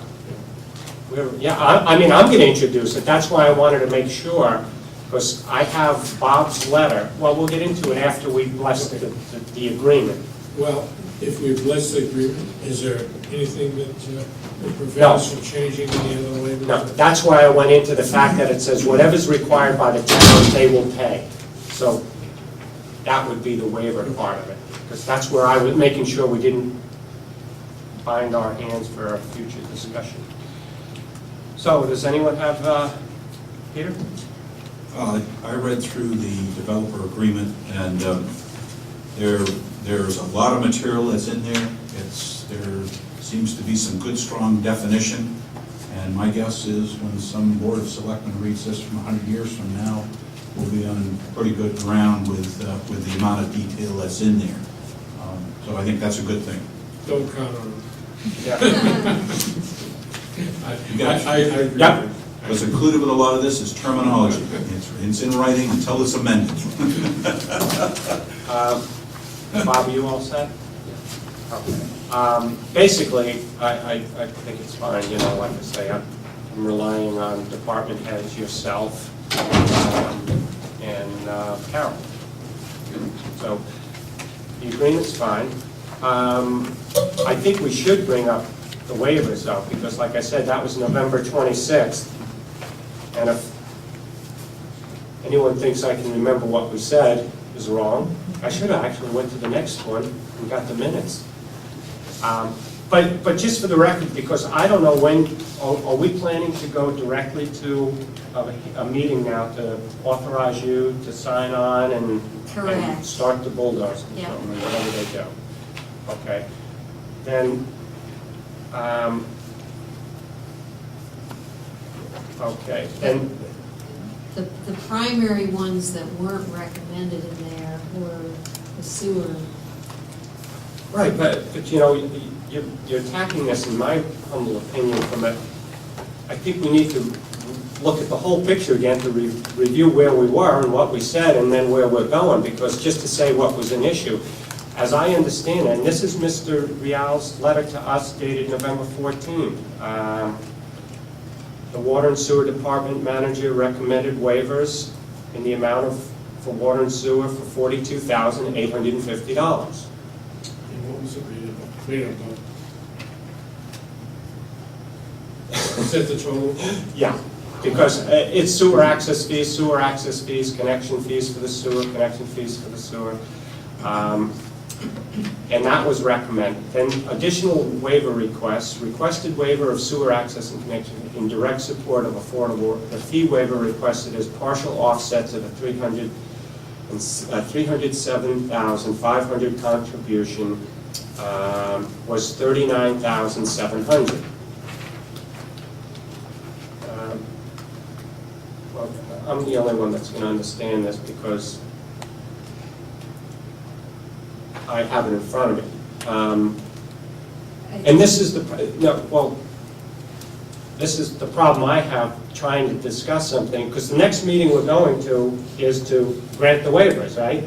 Well, and the reason, and we could have included this initially at the last workshop, and I know we wanted it brought back to this, we thought, and I think the minutes reflected it, that we were to move forth with all of it to a meeting, which was the development agreement. We anticipated everything was going forth to be approved at a meeting, which is why coming back to another workshop to re-go over it again, we didn't know what else was needed. The only thing that was left, my understanding from that last workshop, was I was to go back regarding the current use to determine if it could be a waiver or not. And that's provided here based on, you can't do it that way, but an abatement request can be made. Everything else was discussed and there weren't additional questions, which is why we didn't bring it all back. But No, I guess my comment is that was November 26th, and today's January 28th. So, I mean, like, when are we scheduled for this next meeting? they would, Well, they'd like it soon. the trust would like it as soon as possible. Our next regular meeting is the 4th, and we have public hearings. You could schedule it at that meeting. Because they're wanting to go forth, and our understanding was finalize the development agreement, we're okay with what you say, just put it down, get the information on the current use. Other than that, then it's just going to be a final decision. Do you want to grant additional waivers that weren't recommended by the staff or not? And the current use is a non-issue now, because can't go that route, so they can request an abatement. And if the board approves it, then we'll receive it that way.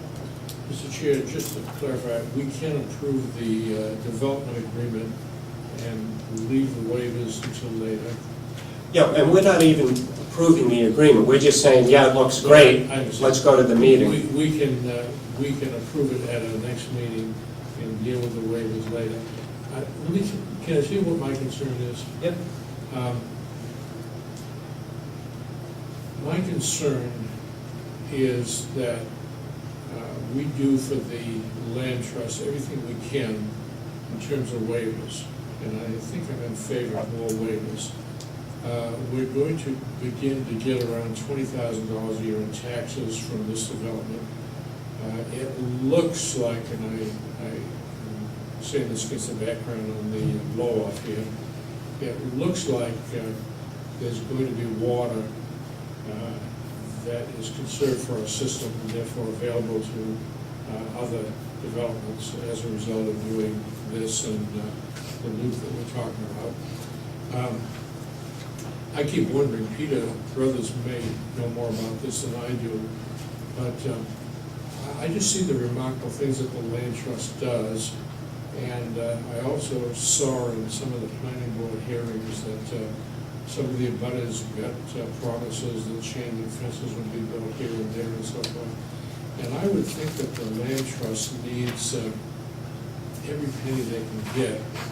This is the only project they're involved in, and I hope that there's going to be more that they're going to do with us. So I would like to see that they get every break possible in terms of waivers. And I think that in the, even the short run, I'm talking about short run of 5 years, that there's going to be a substantial increase in revenue to the town on this. Now, there's a lot of issues about which funds suffer when you give waivers and so forth and so on. But I would like to have the opportunity to thoroughly discuss that, and I don't think we can do it tonight, because we need the information before us. But if it can be done and considered another workshop and the waivers granted in another board meeting in the near future, I would hope that we could proceed to do that. Bob, what's your recollection as to where you think the waivers stand right now? Bob Riddleston with Coney Area Community Land Trust. I agree with Carol that the waivers were discussed at a workshop. A consensus of the selectmen was determined, or I guess a feel is what was stated, and then it was going to go to the next available, as soon as the agreement was done, the next available selectmen's meeting. We're being constrained on time. And we need our water allocation, we need our request for water allocation decided, we need the waiver decision decided sooner rather than later so that we can get our permits to begin construction and go out to bid. So, Okay, you know, I have no problem with that, and I have no problem with Miller's comments, other than that we weren't all in harmony of giving you more, you know, everything you wanted, is what my memory was. Well, can we give them the ones that there seem to be agreement, Well, you know what, and consider others later on? No, I think we should, the fact is, we're going to approve the agreement. You know, the board here says, let's go to the next meeting, and we'll approve that agreement. That agreement states they're going to pay us what we tell them they're going to pay us. Out of courtesy, I'm trying to get back to November 26th, and I have my notes, but I know there were 3 areas. There was the areas that Bob agreed to, waive, certain things were not waivable, and there was a 3rd category in which they solicited us to have that 3rd category waived, and Bob did not recommend it. And Bob Hill. Hilton. And I don't have those numbers before me, as long as, and that's why I said it's sort of, even though we've discussed it, I feel like I'm dealing without all the cards. Well, let me ask Bob Reels, if this is approved, and if the waivers which there appeared to be agreement on were approved, will you have all that you need to get any other blocks out of the way? Get your allocation, water and so forth? The only waiver that was in question, as I remember, was the sewer connection to the 32 units of affordable housing. Those won't be started until June, so we could wait and work on that questionable waiver. Well, I'm not suggesting waiting. My whole comment was, when we came to this workshop, and this is a miscommunication between Carol and I, and I'll take the rap for it. I'm not seeing the full picture. And I hesitate to do anything without the full picture. That's why I asked right in the beginning, when he said pay access fees, are we binding ourselves to something? And we're really not. So we can approve the agreement, they can go forth and do everything they need contemporaneously with, and what I'm trying to do is adhere to your principle, which if we're going to grind it out, let's grind it out here instead of there. Although we can grind it there as well. So it doesn't, I'm just trying to I agree with you. astutely look at the whole picture, and what we did was, Carol got us the answer, they can apply for abatement for the land use, the current use portion, which sort of gives them another hit. But, you know, Well, I'm just asking Bob if the approval of this agreement will give you everything you need, or will you still have blocks that are gonna prevent you from moving ahead? You need to move ahead as fast as you can. To go out to bid, we want it, yes, to get a, we need the water allocation decision made, which I'm not sure exactly where that's coming up. Yeah, please. Yeah, my understanding is that once a development agreement is signed, It that's is- essentially. that's Yeah, your that was my allocation. understanding, That's too. granted, it's not a Right. separate Right. approval.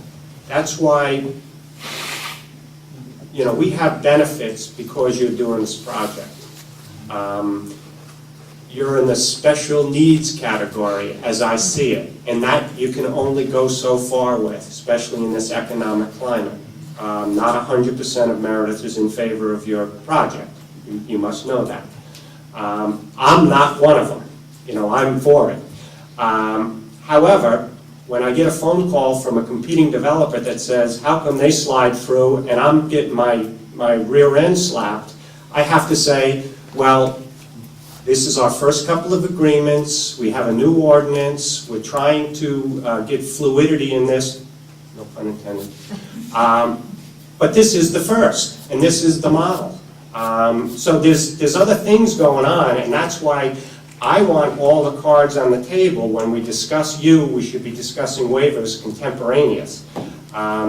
It's not fatal, because we want you to start, it's good for us, it's good for you, and it's good for the town, basically is the way I see it.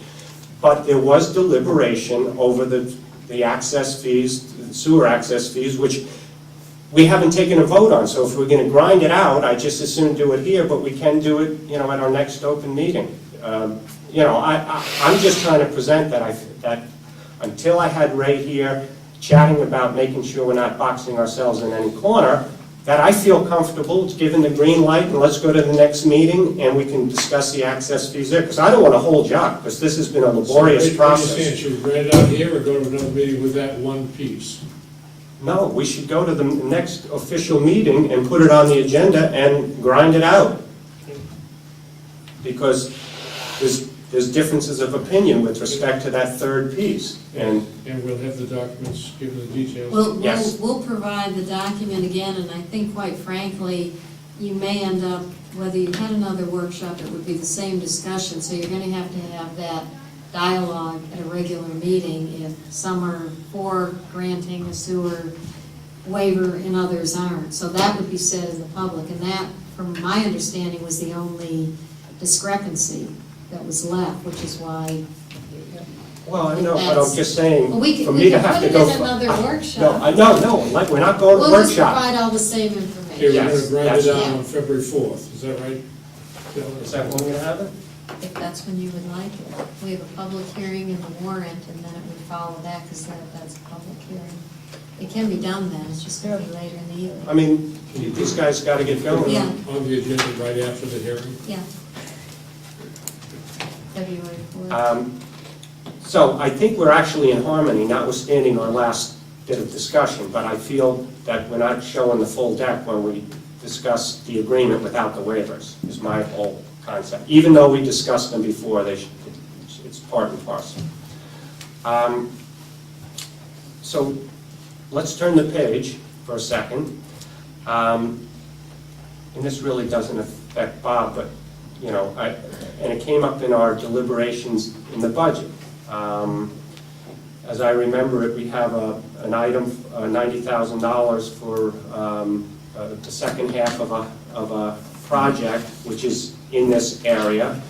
And we were told that the aggregate, we paid 90 last year out of the budget, 90 this year is in the budget.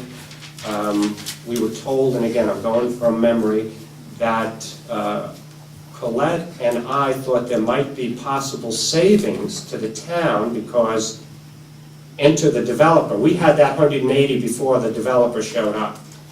So we're thinking in budget that is there a way to make sure that, you know, if we only need 60 because of the entree of the developer, that's a good thing. So can you, and then we got into the dialogue that the 180 was not really accurate anyway. And I'm going, okay, so that means what other numbers in our universe are not really that's the way I'm thinking. So could you just speak to that issue, and again, I don't have it with me, but you know what I'm talking about, we had the I think there was the looping. terminology, we spoke at the end of the week, Boynton Road versus Circle Drive, so Versus that's Greenmore exactly versus what. Prescott Park, The right. CIP listed as Boynton Road, and it really should have been something. And DPW listed with a different name than water and sewer on the CIP. Well, we don't have to linger as long as you can tell us there's some significant savings to our budget, Or not. no matter which way we go. Well, I think if you would allow me, I can draw a quick diagram up on that. Sure, please, we need, and I hope this was very meaningful to Colette, so.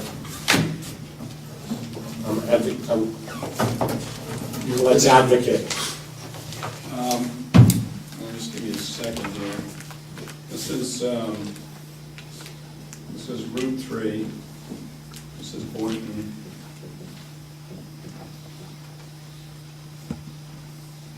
This is Kelly. And the trust is here. Their project is here. And then right out here we have, this is Greenmore. And off here is Circle Drive. Here, and it goes through that Meredith Bay Village, is that what it's called? And so there was a project that was identified, which was to create these two loops. That was the $180,000 project, as I understand it, several years ago.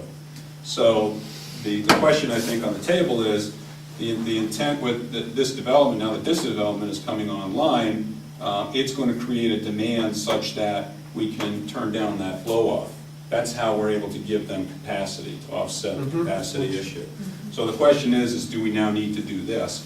And there is a benefit to continuing to do this loop. Number one, if you did this loop, you had to have a water main break in this section of Route 3, you're actually isolating, without this here, you're essentially isolating all the north end of Route 3. So putting in this loop adds what we call redundancy. It minimizes the risk of failure of that line. Because if you did have a break here, essentially the water would flow in this direction, up and out. Also, the development is probably going to be built out between construction and full occupancy 2 to 3, 4 years, would be my guess, Bob, or longer. Expect rent up in spring of '09, summer of '09. And by the time it's fully occupied, Summer '09. summer of '09, so in the summer of '09 is the time that would be fully occupied, in which case that's when the demand will be created to turn down this blow-off entirely. By putting in this loop sooner rather than later, you can actually eliminate that blow-off and capture more water in your system. How about the other loop down there? What?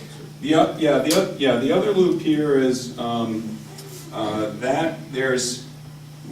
if you recall, under the infrastructure project, we were going to do some work in the intersection at Route 3 and 25 because there was a short section of 8-inch. But we ran an analysis and determined that if you can do this project, it actually works better for your system because, again, it creates redundancy because Route 3 comes down here all the way down to the intersection of 3 and 25, and then it goes up to Route 25 and goes off to Pleasant Street.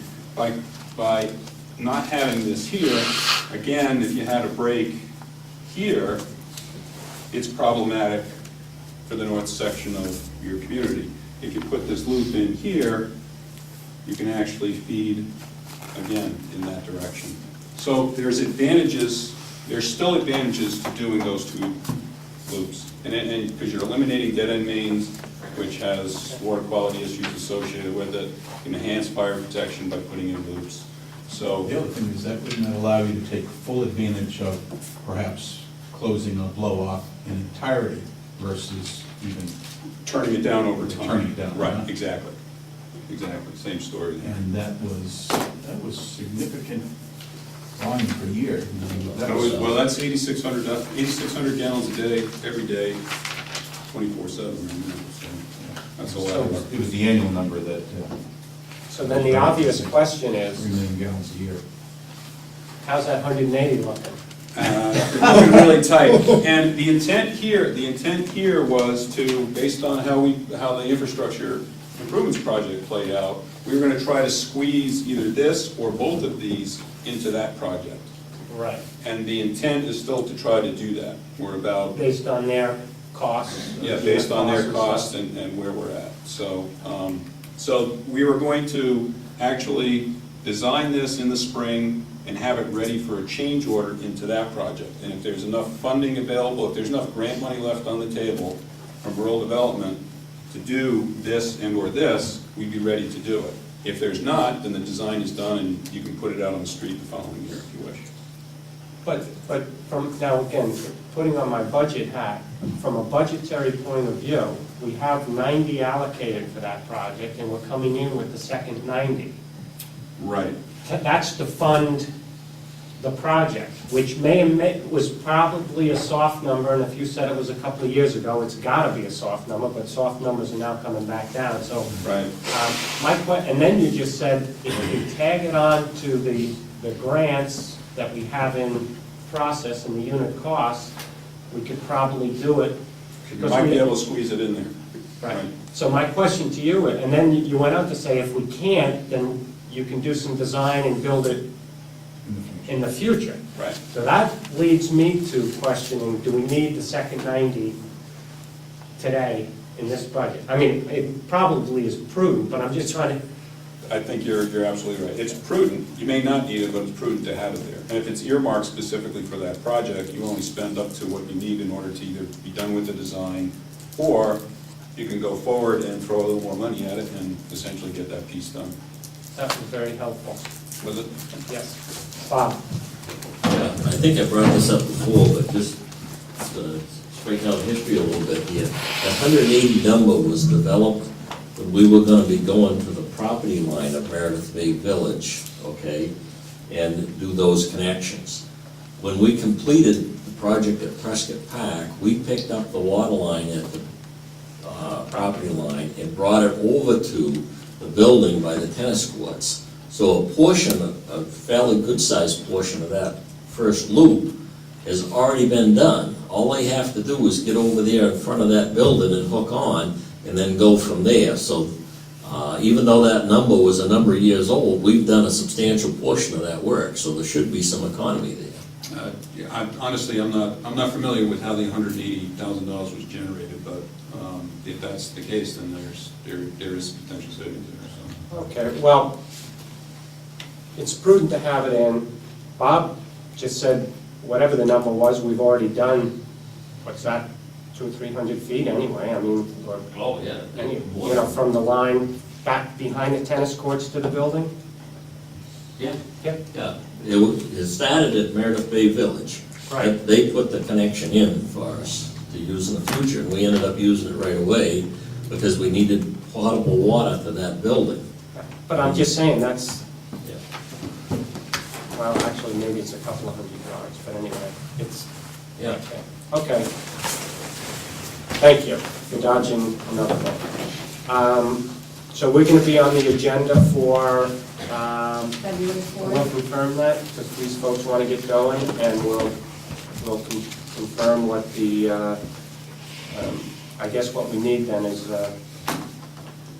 probably a copy of our minutes and another memo relative to what everyone believes the waiver, whatever issues out there. But I know there was one middle ground that we were still working on. Okay? Thank you. Thank you very much for your patience. The, oh my lord, was that it? The last item was the water committee draft. If you had time. Oh, I'm back in November 26th. Ah. So much Nice for try. beer. Oh, yes. W0809, Water Committee Charge. Carol? At a prior meeting, this came up pertaining to developing a water committee to review the needs of the infrastructure and water department, and to start moving forth. We spoke of some of the ongoing services and studies we've had to date, and we didn't want to be doing the same things twice or having another entity do it. The charge you have here is a draft. I think you had requested that I come up with a draft charge. Bob had provided some information, incorporated that, worked with Ray Korber on this as well to kind of capture what could be a potential draft. And with that, it's here in draft form to work through, make suggestions, and then ultimately have this at a regular board meeting to have the board adopt a charge. And then once you adopt this, or adopt your final charge, we then can solicit. We've already had some feedback regarding individual interested, but you need to determine what you do want on that committee and move forth with that. It is recommended, based on accomplishing that, to ensure that in the beginning of when this committee meets, to have a presentation on what has occurred to date, provide the committee with the various reports and information. Ray has indicated he could kind of capsulize that information to help a committee start working and then go on from there. So with that, it's kind of open for discussion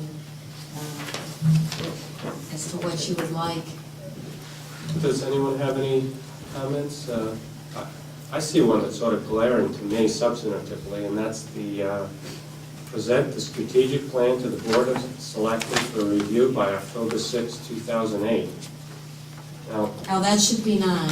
holy moly, thank God, I'm going, I don't, because if we could. Well, no, that No, was, that's- no, that is correct. Oh, okay. Because it was proposed 6 to 9 months, and based on a lot has already been done for the group to review and kind of pull together, that was based on what was initially presented. It could be extended, you could determine another date, but that was based on the initial information. Well, I still think it's a very aggressive date to have a strategic plan for the town of Meredith's water system. When we're getting the final reports on what happened, but go ahead, Bob. Yeah, I think that date is probably okay for the committee to come to us with their preliminary findings, but to have it completely finalized by then, I think is too aggressive. I mean, that just jumped out at me. Unless they're going to meet every week. But I thought this was going to be more, and again, my perception may be wrong. I thought it was going to be a bit more of a standing committee as well versus totally task-oriented, because we have well issues, we have what do we really have, what's the best course to still maximize the efficiency of what we have, because I've had a few, bump-ins at the post office, and apparently everyone's now pretty much knows what the water plant runs like, and a few ideas. So I thought it was more of I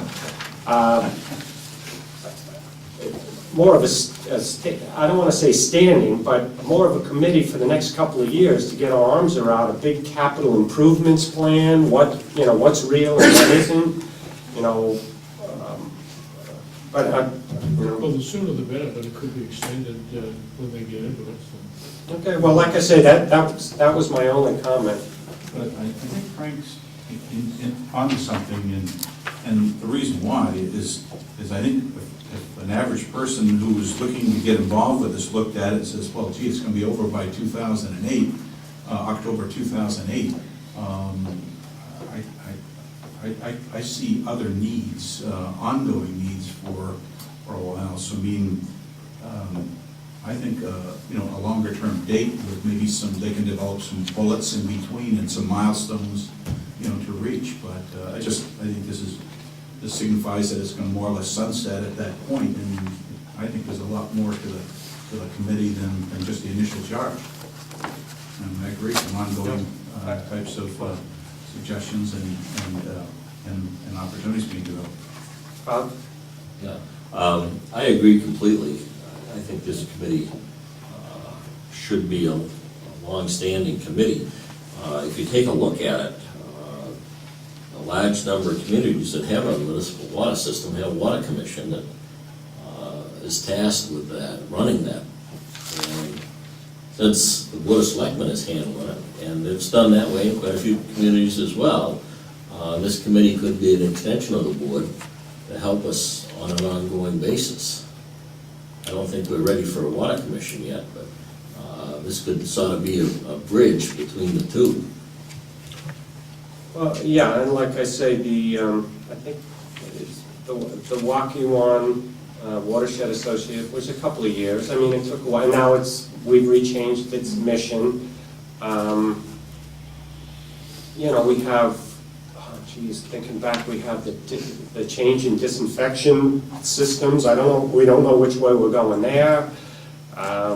You know, I mean, there's no, I know that, but what I'm saying is that's evolving over a span of 3 to 5 years, and quite frankly, it's technology driven.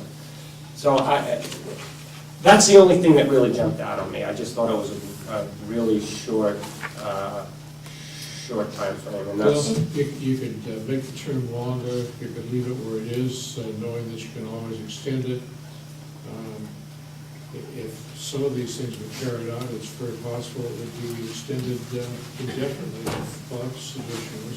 So what would satisfy you? Change the date or? No, oh, well, I'm just, like I say, I was just a point of discussion. Or, you know, part of the charge could be, you know, coming up with a realistic strategic plan outline that would incorporate someone sitting down and saying, this is what I see in the next, I think it's a couple of year thing, because I know trying to get your arms around, we have eminent domain, we have designing, expansion. I mean, you know, you start thinking about it, this is not.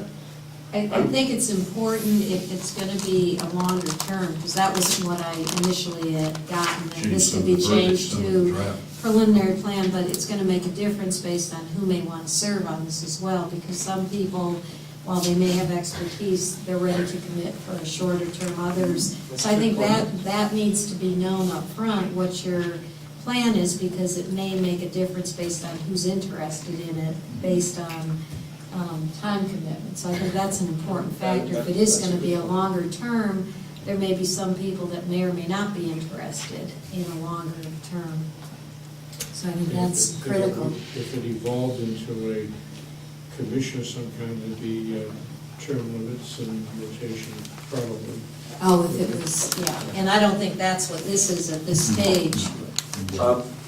Mr. Chairman, I think that there's probably some change in the language here a little bit based on that discussion tonight, but this has languished for quite a while, and I think we need to move forward. I would like to see us, and I realize that we've got one heck of an agenda already on the 4th, but I'd like to see the language changed here to incorporate what we've discussed and have it available for us, so hopefully we can act on it on the 4th and start moving forward to set it up, because that date of October 6th gets even closer if it takes us another 2 months to get started. Eloquent. However, why don't we put it on the 11th, because we just put 2 things on the 4th. And I think that, you know, what we're going to, again, things are just popping in my head, we were also going to do an analysis of the water rates again, based on a year's, water and sewer rates. Well, actually, this is water, so, but selectmen, as well as, you know, as, I don't know if this is part of the committee, so I mean, well, why don't you see what you can do to massage this? I would say, You're looking for a longer term. well, and perhaps why don't you say preliminary. preliminary plan, and, Bob? I think the water rates shouldn't be part of this, and I'll tell you why, because that's really a selectmen's issue. What we're trying to do is come up with a rate that will allow the system to be self-sustaining. And that's a different impact. The water rate isn't gonna change the amount of water we use each day, or not very significantly. So I don't think that's part of the committee's thing. No, I have no problem with that. Matter of fact, one of the people I bump into at the post office, some people have George's Diner, I have the post office.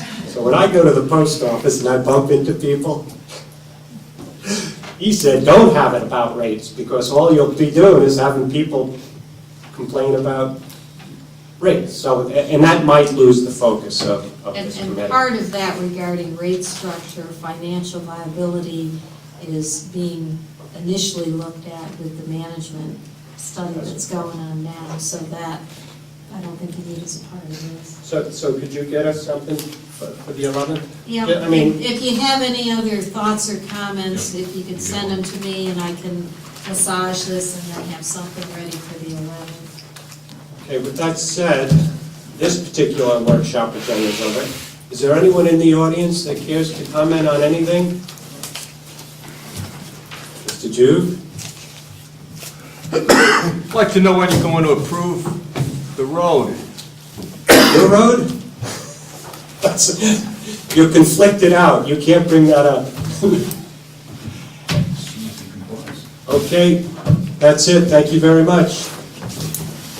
Thank you. I fully expect that we're gonna be empowering some committee, whether it's the Health Insurance Benefit Committee or whatever, to thoroughly look at the whole compensation package, including the issue of merit versus COLA. Mr. Chair, can we take 5 minutes break and then address what I've been trying to address for a year? I think we're ready to tackle what you've been wanting to speak about. Okay, can we take a Let's break, take 5 a minutes? quick break. Once you finish today's meeting, because the meeting on Monday, what I heard is we want to go. Okay, Miller? Okay.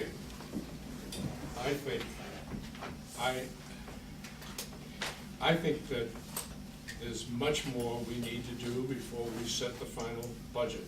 For instance, we have not gone over the town goals one by one to see if everything's been included. Have we put money in for Meredith Bay? Did we put some money in for that? We put in so I think there's a number of things that haven't been done. Well, no, wait a minute, we did put in Water. yeah, we did put something in for water testing. No, you put in 13,000 for the Waukee watershed protection. Right. Back to the 25. Bring it Bring it back back to to 25. 25. We do not have testing for Meredith Bay. per Okay, se. I think there's a number of things we haven't done. Nor do I think we have ever had a discussion of a philosophy of budgeting and what we can do. I had somebody say, all of us have had people say that we spend money like bandits, and when's it gonna stop? I had one person who said, I told them what the budget process was. The departments came in with their requests. The town manager cut them, and then we're in the process of cutting them. And I said, I think that various members of the board have theories about what the budget should be, and I think most of it has to do with a percentage after they work on the town manager's budget. And his comment was, there is where your problem is, because they'll only cut that so much. Now, I've been working on something for over a year. I've tried to get it before the board. It hasn't been before the board. It is a philosophy, and I've tried to state that it is not perfected. What I would like to do is get it on the table. I would like to previously get it on the table, and I think it would have given us some guidance. I'll also recognize that I wish that we had better philosophies from other members of the board, and I might like theirs better than I like my own. But we don't have any philosophy. Now, here's the guts. This is the material I've passed out to you before. If you don't have a copy, I don't have enough copies for No, everybody. I've got my copy. But it has a typewritten one that was a philosophy before it. The handwritten one is the actual figures. And before that, I hate to mention it, there's been a paper, before I ran for election, it was on my website, I guess it's still on the website. But I want to go over what I think we have available to us and what the impact on the average tax bill is going to be if you leave it where it is. This has to do with, and incidentally, it isn't perfect yet. There could be reaction. You need to check my figures. You may find some other wrinkle that would be helpful in this. But there are two kinds of money that are available to us. One is the tax flow from people who are on the tax roll the year before. And the other has to do with new construction. And new construction this year through early December was a little bit over $22 million. And this is dropping from the year before. And I estimate that it will drop next year as well. We don't know. But considering the real estate market and what's happening to our economy, I think it will drop. So you can begin to make some projections from this about what kind of money will be available in '08, maybe even '09. But our share, remember the schools share in this and the county share in this, and the state tax shares in this, but our share of this revenue is about $84,000 a year. That's one pool we have to work out of. Now, if we raise, and that's number 2 on the page here, goes across 84,622.